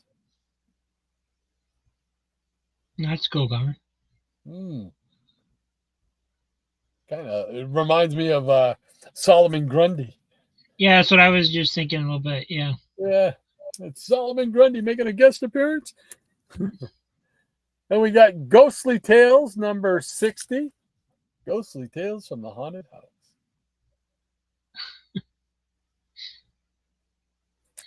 If he didn't have those horns there, he'd look like such a friendly guy. Yeah, really. And Ghostly Tales number 66. Is that a Jim Aparo cover? It doesn't have his signature, so I'll say no. But it looks pretty close. So there we go. Cool. Get us back together here. There we go. And find the line. Where did I lose my line? Nope. There we go. Thank you again, Maranya. Appreciate it as always. We got Scotty saying Blue Beetle. Yes, sir. A little Blue Beetle action. Dr. Von Chilla says, I suddenly have a deep craving for some tapioca. I've tried tapioca pudding, but it's a texture thing for me. I can't do it. Yeah, me too. I can't do it. Give me chocolate or butterscotch. Yeah. Scotty says, Captain Adam. Yeah, up and at him. Captain Adam. Missy Mars says, nice bullseye cover there, Rod. Well, thank you so much. Appreciate that, Double M. Scotty says, man, I need to add these Charlton comics to my want list. Yeah. Charlton just put out so much stuff. So much. You want to see my want list? This is my want list right here. Holy cow. Everything that's in it. What? Now, what is that? It's just an Overstreet price guide. Oh, that's the Overstreet. Oh, wow. Yeah. That's how they're making them now. That's my want list. Holy. I mean, I'm used to, I still have some of my Overstreet price guides, but they're the small Yeah, they make the bigger one. This is called like the big one. Yeah, that's massive. It's last year's. I got it off eBay a couple months ago, but there's like major printing error in it, where it repeats a section, and then there's a section entirely missing. So I was like, oh, that sucks. I know they used to do. They would on purpose put things in there to, I guess.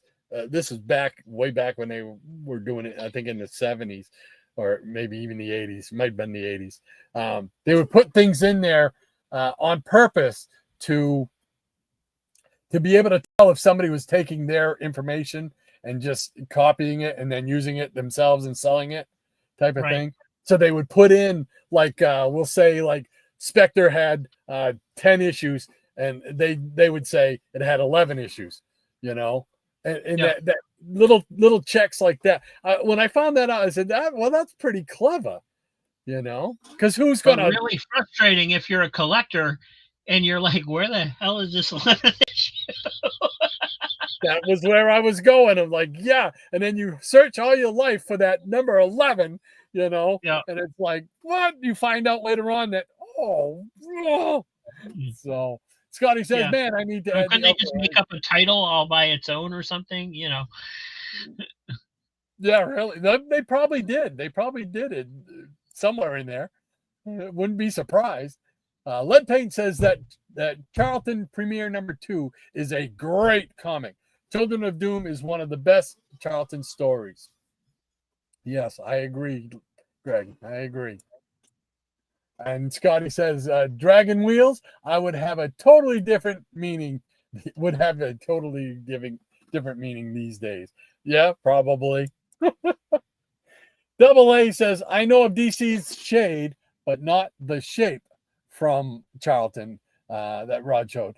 For such offbeat, I remember the human Jigsaw who could dismember any part of his body. Remember, Rod? Well, there was Jigsaw from Harvey. They did that. They did a short stint with Jigsaw on Harvey. There was also Mr. Jigsaw that was put out by an independent company because a fella that I knew, or Ron Fortier, was the writer, I believe, for it. And he lives out in Colorado now, I think. I don't know if he has anything to do with comics nowadays, but yeah. So there was a Jigsaw, a couple of them, and of course the Spider-Man the Spider-Man villain. So Dr. Von Chilla says Sinestro is clearly a time traveler, and he's hardcore to bring his action figures with him. Absolutely, John. You got it figured out. All right. Scotty says, unless he was making new Captain Action outfits for the figures. Oh, good point, Scotty. Good. Leadbane says those Hot Wheels comics are hoarded away by the car collectors, I think. Well, I don't know who's taking them all, but doggone it, they could leave one just for me. All I want is just one, just to say I got one, because it's one of those unique, weird things that I've always seen, but never had the chance to collect one. Yeah, that would make sense that the Hot Wheels collectors are sinking a good portion of them. Yeah. Them buggers.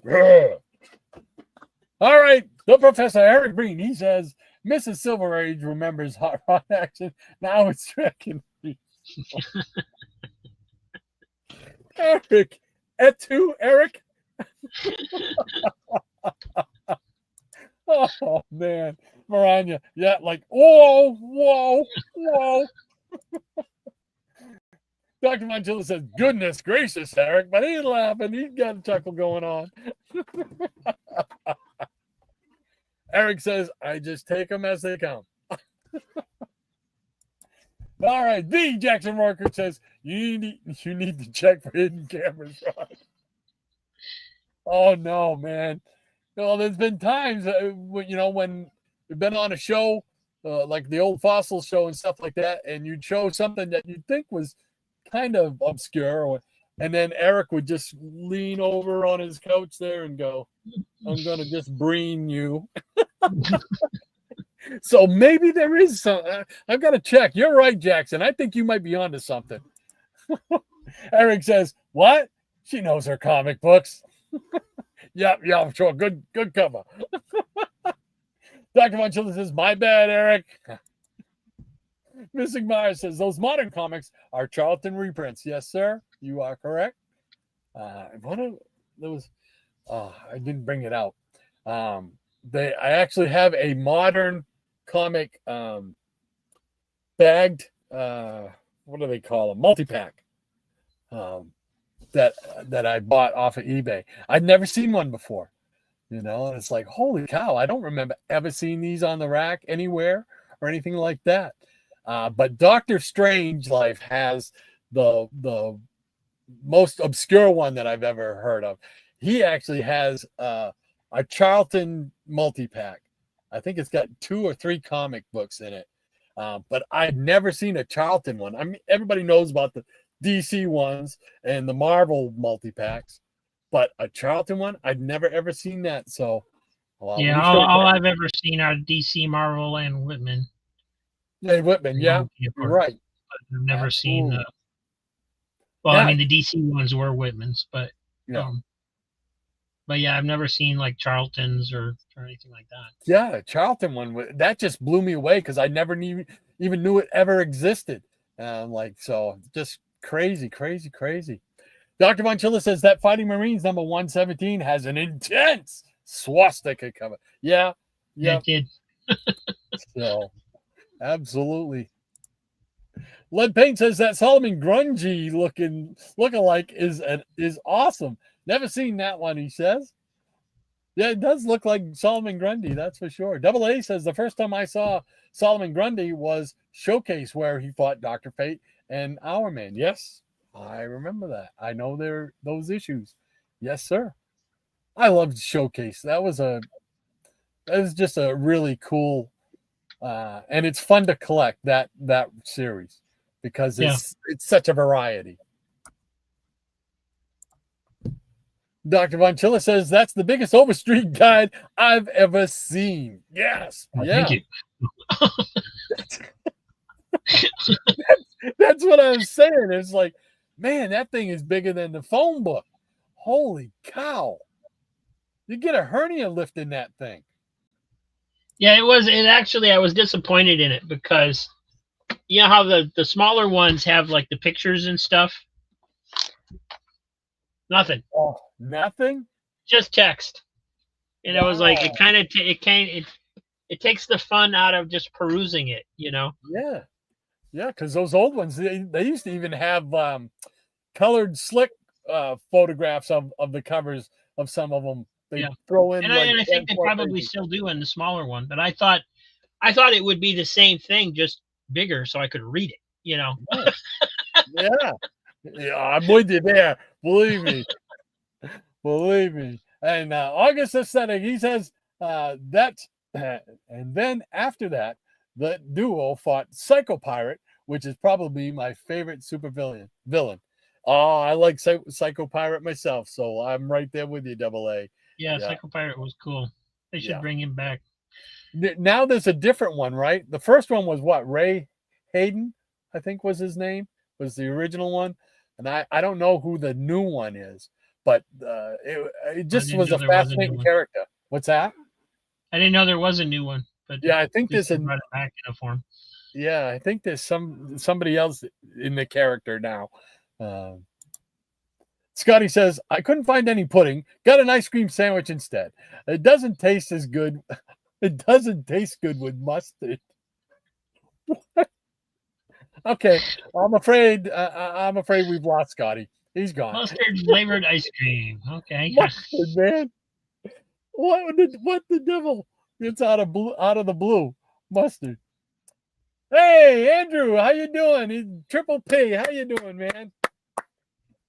He says, greetings and salutations, rambunctious Rod, tricky Triple C, Dame Dame Maranya, and the rest of the Peanut Gang members.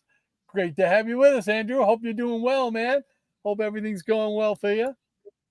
Diabetic Superman says the big ones have no cover images, though. Yeah, there he goes. He's bringing up your point. Yeah. Yep, I'll never buy one again just because of that. Yeah, that's a bummer. You would think they'd have more room to put. Yeah, more. That's what I thought. It was like, I'll be able to read stuff, and I'll be able to see the pictures bigger and whatever. Yeah. Crazy. Dr. Montilla says, howdy to Andrew.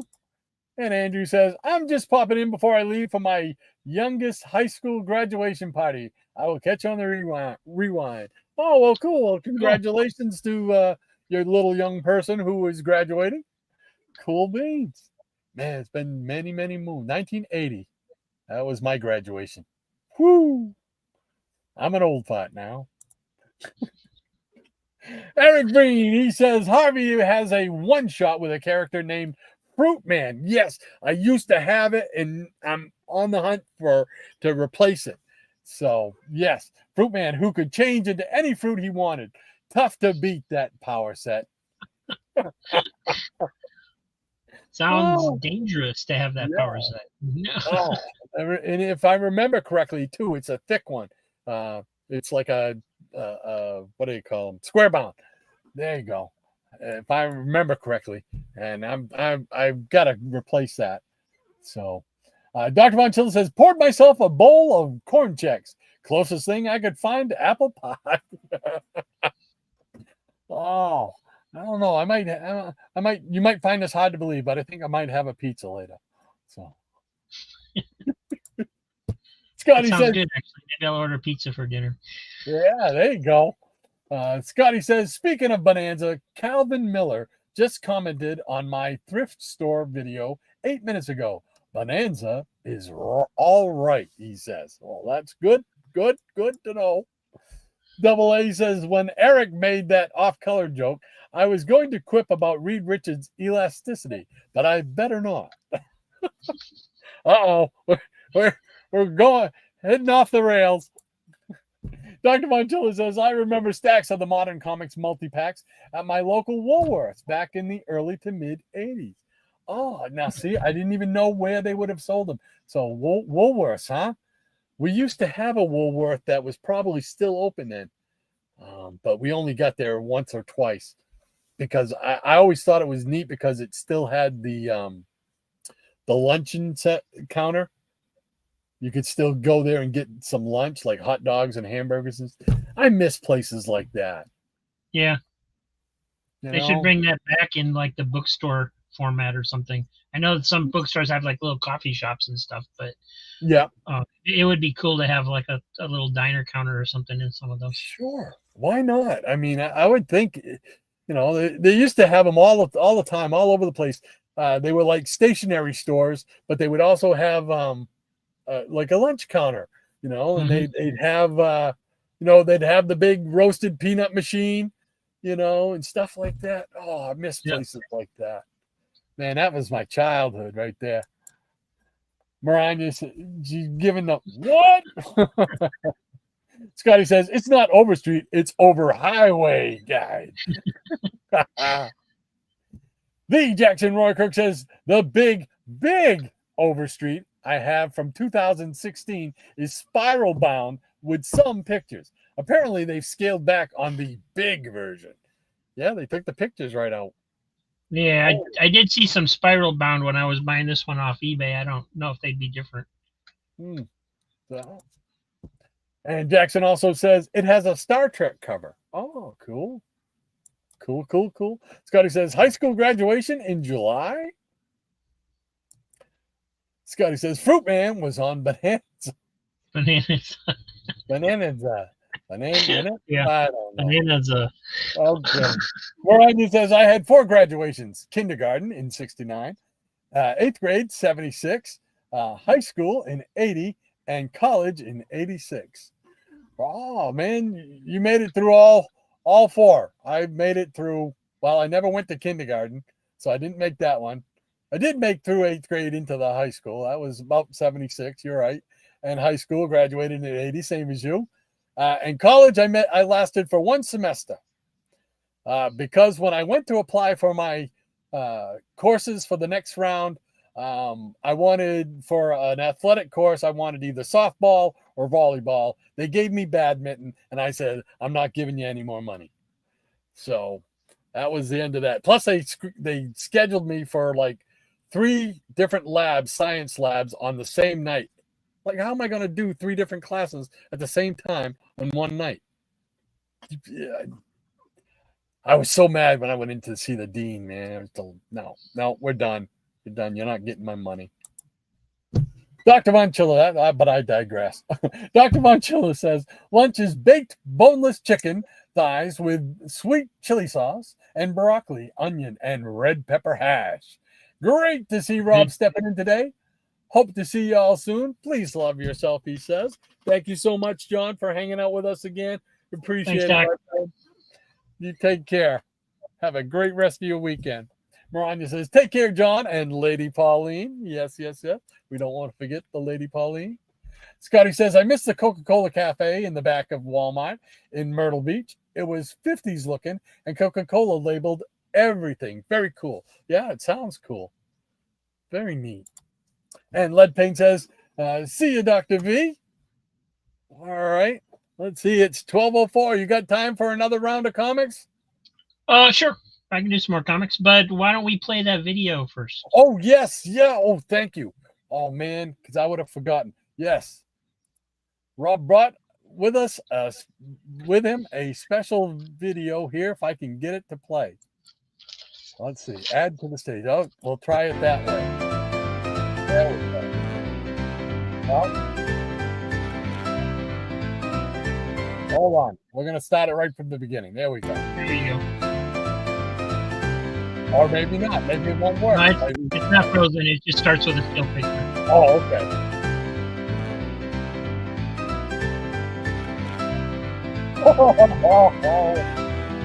Oh, that's neat.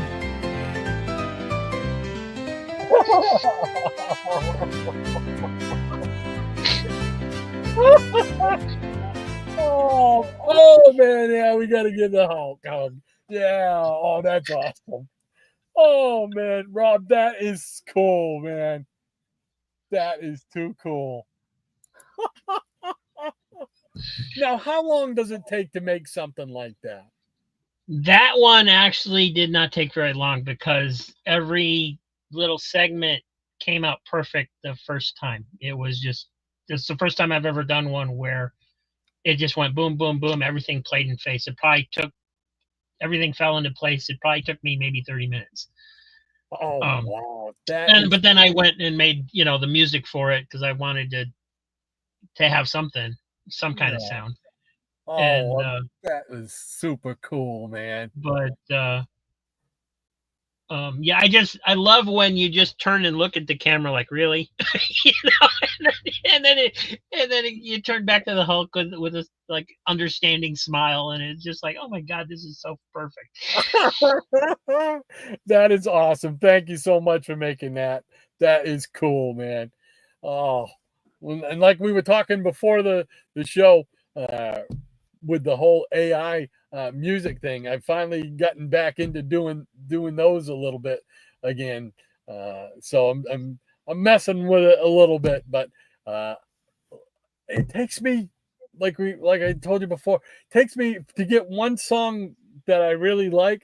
It may take 20 to 25 efforts to do it. Sometimes it does, yeah. Especially if you're writing like your own lyrics, like you do. Oh, Sometimes, you know. Other crazy. times, like we said, it'll give it to you right off the bat, and it's just like, oh, that's great, you know. So it just depends. Well, thank you very much. I appreciate that. That is awesome, man. Incredible. Cool beans. All right, before we jump into the comics, let's see. Double A says, speaking of Coca-Cola, I saw on YouTube somebody buying a vintage Coca-Cola metal sign for almost $100. Now, nowadays, anything vintage is collectible. Yeah? They were just a reminder about life. Yeah, and the problem with that is there's been so many reproductions of Coca-Cola metal signs that it would be hard to know for sure if you were getting the real thing or not. Sure. Yeah. It could be very easy to manufacture something like that. Yeah. You know, just take some sandpaper, scrape off some of the thing to give it like and I mean, they've made, legitimately made reproduction signs. So yeah, all you'd have to do would get a hold of one of those and age it and be like, yeah, So hopefully the guy got the real thing. But yeah, I'd be scared of anything like that, especially buying it off somebody on YouTube. Well, Moran just put down the line here, so giving us some more time to show some more comics. What do you say? All right. Yeah, we can get in 1969. All right. We got some more Abbott and Costello from Charlton. Number 11. Number 12. They don't replay those cartoons anywhere anymore either. Nope. Action Comics 382. Adventure 377. Heroes for Hire. Yes. Another Jerry Lewis, number 113. Camp Whack-A-Boy.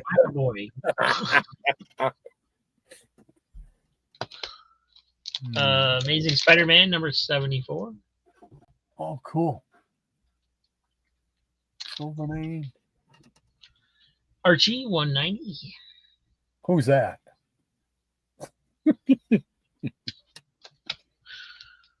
Archie, 194. Archie and Me, 28, which, like I said, always was Archie and Mr. Weatherby was the me. Archie Giant, 165, The World of Archie.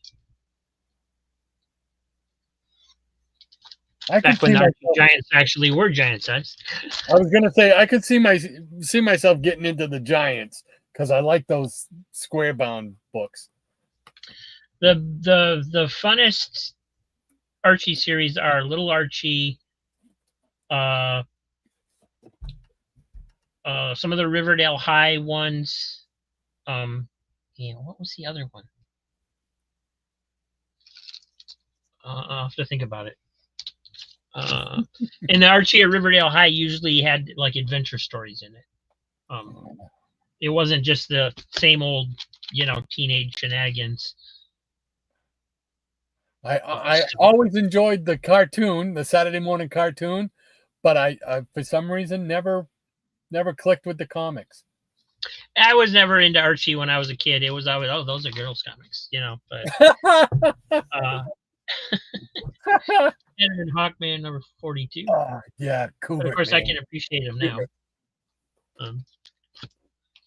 And A Life with Archie, that was the other one. They a lot of the earlier issues, they had adventure stories in them, or they were actually, fighting criminals or solving a mystery or something. Wow. Avengers, number 65. Nice. Batlash, number 7. Another short series. The Beagle Boys. Reading horror stories in bed. Beep, beep. Roadrunner, number 14. Coyotes after you. Bugs Bunny, number 126. Did you ever bob for apples? I think I did once or twice during my youth. Yeah, it's hard. Yeah, I was going to say, I was not good at it.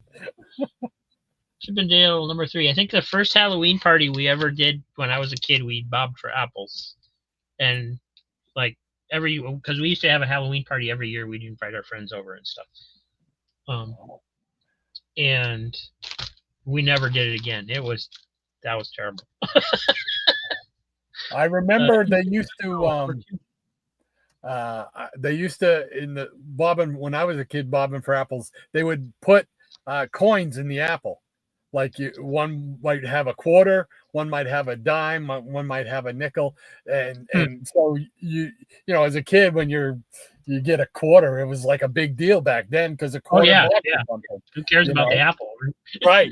So it was like you knew that there was coins in it, so it wasn't like somebody was going to eat it and choke on it or anything like that. Yeah, but yeah, that's what they used to do. Oh, that's cool. I never heard of that. DC Special number 5, The Secret Lives of Joe Kubert. Yeah. Look at that. Johnny Quick, Vigilante, Zatara. Nice. Dennis the Menace, 101. And 102. Dennis the Menace is one of those TV shows that I remember early on watching as a kid. Number 75. The early Dennis the Menace comic book stories are hilarious. Yeah. Yeah, they are well worth your time looking up and reading. Oh, wow. Donald Duck 123. They are just so funny. I forget the names of the guys that did them.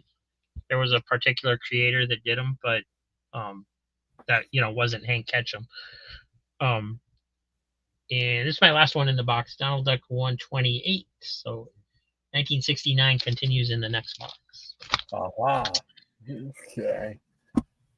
Alrighty. But yeah, the early Dennis the Menace ones are just funny as heck. He wasn't so. Over time, all those characters became more kind of politically correct, a little more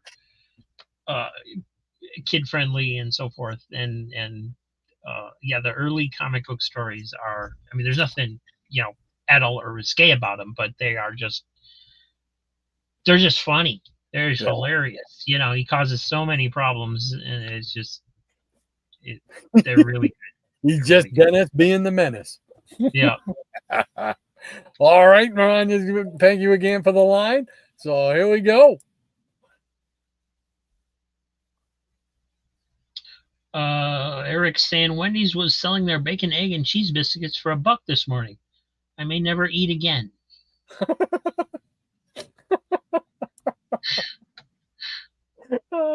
And Scotty says, then I must be really collectible, August. Hulk hug. That's right. Yeah. Hulk hug, man. Love it. Love it. I am one of us says cool Hulk video. Thank you. Yes, very cool indeed. Jackson Roy Kirk says Rod met the Hulk. It's not the first time either. No, but he destroyed me each time. He destroys my comics. Yeah. It's bad enough. He's making it worse for me. Scotty says sometimes AI works, sometimes it won't. I put Jesus surrounded by angry men with rocks in their hands and kept getting Jesus surrounded by men and floating rocks. Yeah. Sometimes it does what it wants. You can't really get it, and it will. It may be because they were going to have rocks in their hands that it didn't do it. It because it does shy away from violence. It doesn't like fighting. It doesn't like you gotta like put boxing or wrestling in there instead of these two characters are fighting each other. There was a lot of AI stuff done with Hulk Hogan I saw over the last 24 hours because he obviously passed away and everything. And some of them were really well done, you know, like him going up to Heaven's Gate and meeting Andre and all the other wrestlers and stuff. They were really well done. It was pretty wild. Yeah. So. And let's see, Dave says, love that video. Thank you. Yeah, very cool. Mariah says, R.I.P. Hulk Hogan. Yep.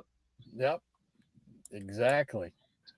Scotty says he should have bought the Pepsi sign. It's the real thing. Yeah, I thought of that joke when I was saying that, and I just didn't do it.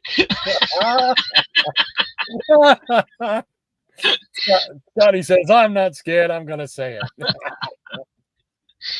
Scotty says they replay old cartoons all the time on DVD. Yes. Yes. August says the cartoons I have on DVD is the 60s Galaxy Trio. Sure. Birdman and the Galaxy Trio, man. Yeah, I got that one. That was one of my favorites. That Galaxy Trio had a teleporter around the same time as Star Trek, so I wonder if one stole from the other. Oh, I'm more than sure that I think with the cartoon, did the cartoon come out first? When did Star Trek come out? 66? Yeah, I think so. 66, 67, somewhere in there. I think Birdman and the Galaxy Trio come out in 67.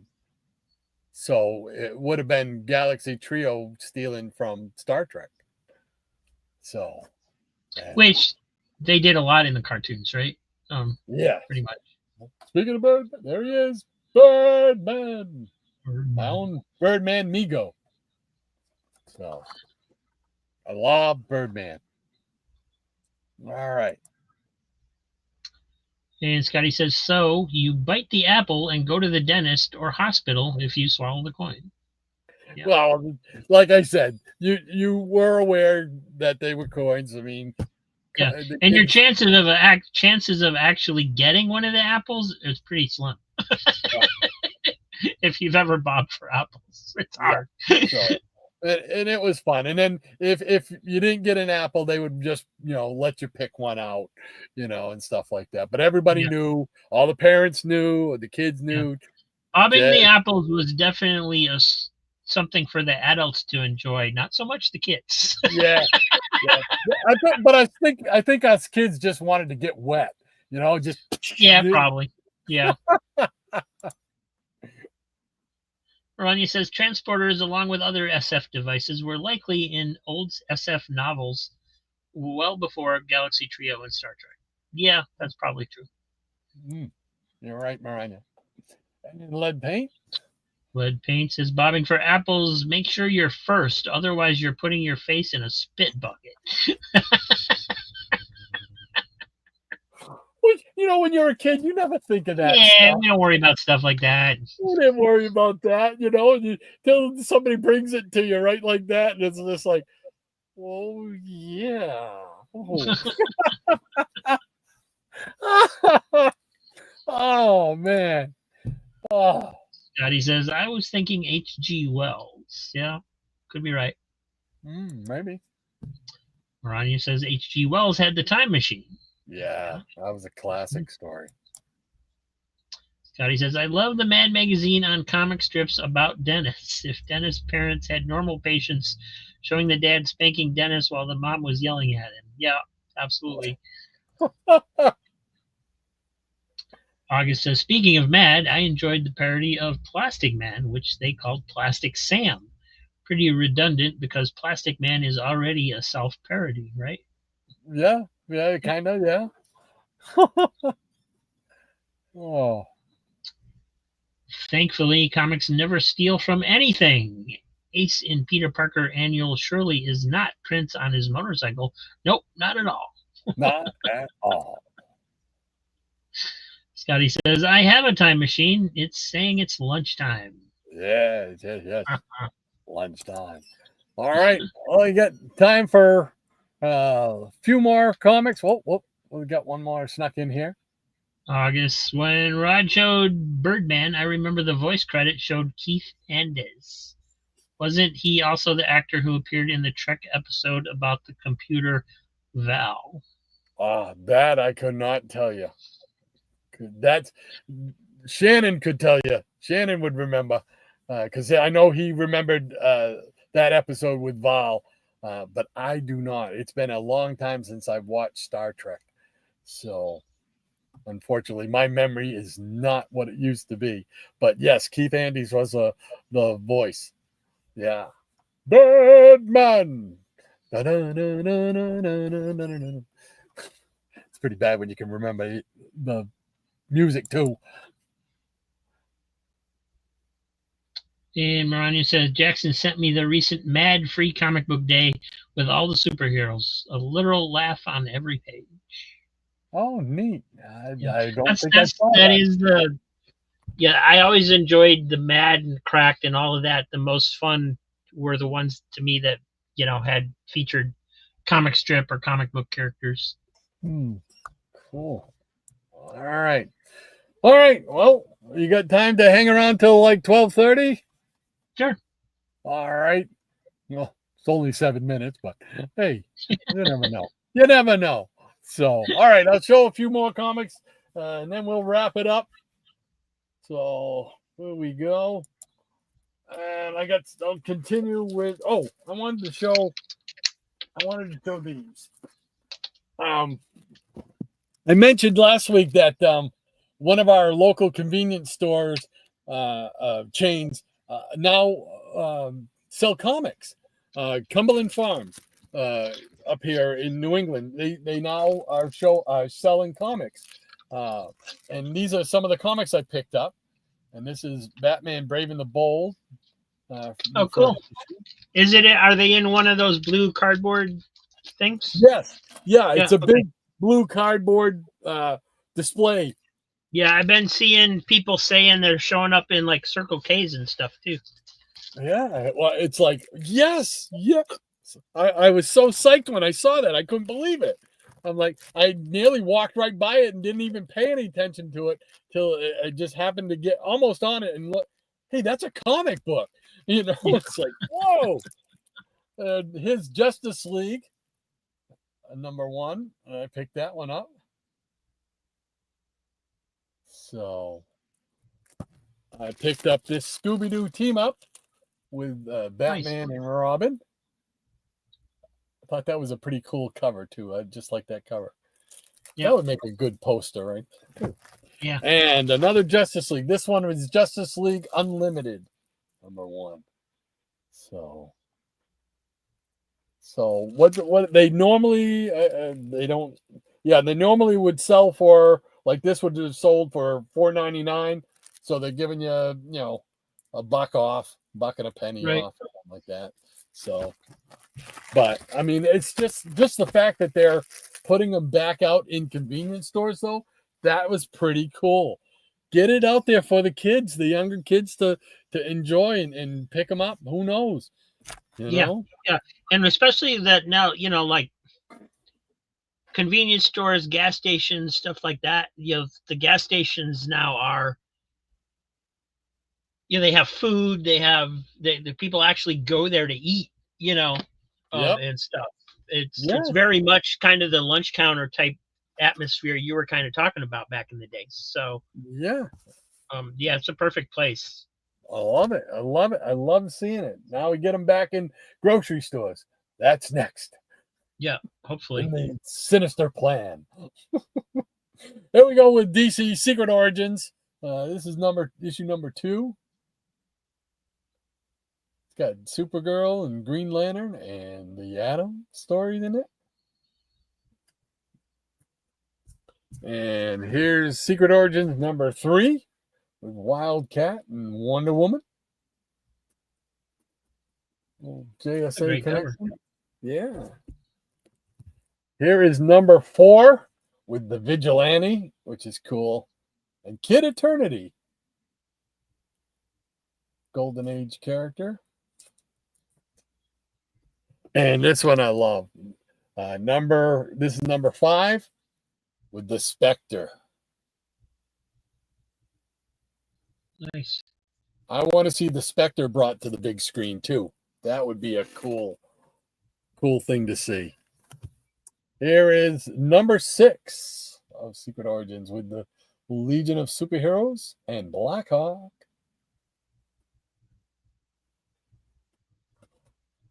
And then we shift gears to, with one magic word, Shazam, the original Captain Marvel. Number 2, on the revival of the Bronze Age. That's fun cover. Super spectacular 50 center, square bound, number 8.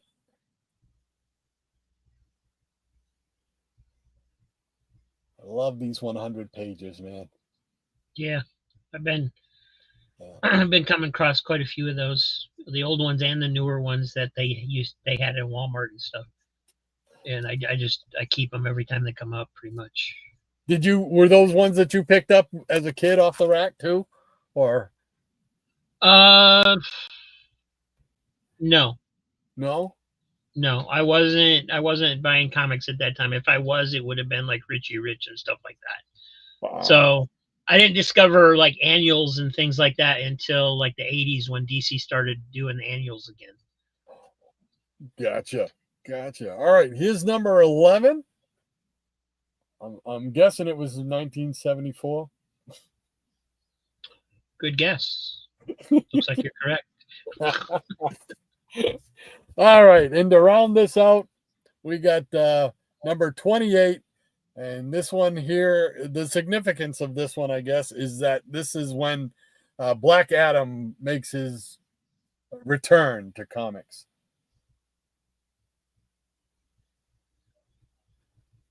So there we go. All right. Get us back in here. Cool beans. All right. Where is the line? It's wow. That many people? No, it can't be. Why am I not seeing the lines? It should be right there. It's right. It should be right there. Okay, here's Birdman. I read that one. Jackson sent me the Mad Comics. I read that one. Okay, I think that's where it is, right here. That's where we start. The Jackson Marker says, "You got it, August." He had a notable guest star appearance in Star Trek 1967 as Akuda in The Apple. I think he's talking about the Keith Andes. So. And Jackson also says, not as Val, but the head of the tribe, he says. And Maranya says, yes, Andes was Akuda, the Apple. Good catch, August. Yeah, holy cow. Now I want to go. I have Star Trek on DVD. Now I want to go find that episode so I can see what Birdman really looked like. I want to know, doggone it. Double A says, thanks, Jackson and Maranya. And Scotty says, Dollar Trees have been getting comics. Not mine, sadly. Robert Harrison, he says, happy trails until we meet again. Thank you, Robert. Take care. Great to have you with us once again, my friend. Maranya says, my Ollie's has no comic books either. Wow. Really? They do have a cool Iron Man action figure. I'm sorry. What were you going to say? Oh, no, I was just going to say that I thought all Ollie's had comics. Yeah. That's the first time I've heard anybody say that they didn't have comics. So now, whether they have worthwhile comics or not, that's a whole other thing. Because I've never found any of these amazing packs people are talking about at my Ollie's. Yeah. So what I'll pick up there, I've only been to one, and I've only been once. Is they do have like a good variety of the trade paperbacks. Yes. I'm not usually in the market for trade paperbacks. I got to have the single issues, but it's still nice. Some of them, like if they have like a Metal Man or something like that, I would pick something like that up. Yeah, but yeah, that's what I would end up doing too. I'd go in there to look for comic book packs or whatever, not find anything that appealed to me, and end up getting a trade because I have to get something. Yeah, exactly. I'm not leaving here without something to do with comics. I'm with you, my friend. I got you. Oh, let's see. August says, I remember Keith Andes because The Apple is one of my top 10 episodes, he says. Oh, wait, you know what? I didn't finish reading the rest of her thing. Sorry, Maranya. She says, my Ollie's has no comic books either. They do have a cool Iron Man action figure that I want for my birthday next month. Which Iron Man is that? Is that the... Because they put out that one that is the original gold costume, and that's pretty neat. I'm almost pulled the trigger on that several times, and I still may get that because that just looks like a cool action figure. Which one are you talking about, Maranya? And there's August, yeah, redheads. And Scotty says we only have inconvenience stores here. Everything is on shelves that are 12 feet off the ground. Is that in case of flooding or? Oh no! Oh, I wasn't even thinking that. Holy cow! Oh, Maranya says David Soul was Makora in that episode. Wow. Jeez, I love it. I love the trivia. You guys are full of knowledge here today. The Jackson Roykirk says Andes is another one of those guys with powerful voices. Yes. Yeah, if he did the voice of Birdman, man, that was he had a great voice. Birdman. August says Keith Andes was also in the Outer Limits episode Expanding Human. Oh, I did not know that. Oh man, you guys are really full of knowledge here. I didn't know Keith Andes was even a regular actor. I thought he was just a voice actor, like a lot of those cartoon voices people were. So this is all cool to know. I'm digging this. The Jackson Roykirk says, time to head off to Rob's auction. Oh, wait. You'd have a long wait. It won't be till 9:30 tonight. But... Oh, let me show cartoons in the waiting room. Oh. Scotty says, I guess Johnny Cash wasn't here to walk that line. There you go. And Maranya says, take care, Rod Shannon. On assignment. Rob, the Peanut Gallery, the Nuts of the Day, the Foofs, the studio audience, and Maranya's Legion of Peanut Pets. Stay safe, cool, and hydrated. Words to live by. Thank you so much, Maranya, for keeping us in line today with the line. As always, we appreciate it. Thank you so much, and have a great rest of your weekend. And she says, it's a cool red and gold, but not what mark number it is. Not sure what mark number it is. Okay. Yeah, I don't think I've seen that one yet. Yeah. Ollie's usually has like the Legends figures, so it's probably something from that line. Yeah, I saw that Iron Man one, man. I really want to get that. I don't think I have another Iron Man figure. I don't think so. You lose track. You lose track. Yeah. So much. Missy Mars says, thumbs up the video if you like, please. Well, thank you so much, Double M, for that. Appreciate it, my friend. Thank you for being here. And Scotty says, 9:30. I'll be in a sleep auction at that time, he says. Oh, yeah, it'll be interesting if I can stay awake that long or not, because usually it takes me, when we do in the afternoon, lately I hadn't been getting done until like 4 or 5 o'clock in the afternoon when we would start at 12:45. So wow, I start at 9:30 and we'll be going after midnight probably. But the sale's been going good though. Some do, some don't. All depends on who's there, you know. All I know is sales overall have been fantastic. Yes. All I know is, you know, but it's not consistent. when we would tell people, you know, about, hey, you want to get over there and check out the auction and whatnot, and check out when you had the claim sales and stuff.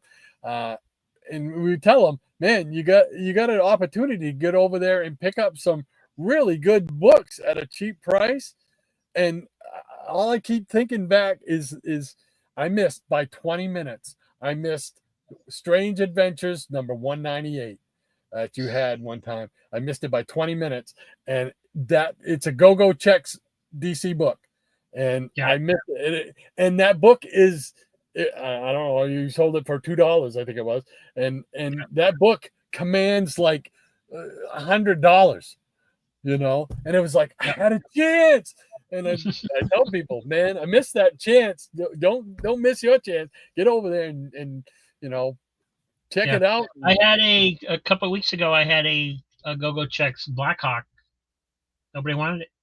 Didn't no. Yeah, I did. I got the Blackhawks. I'm good there.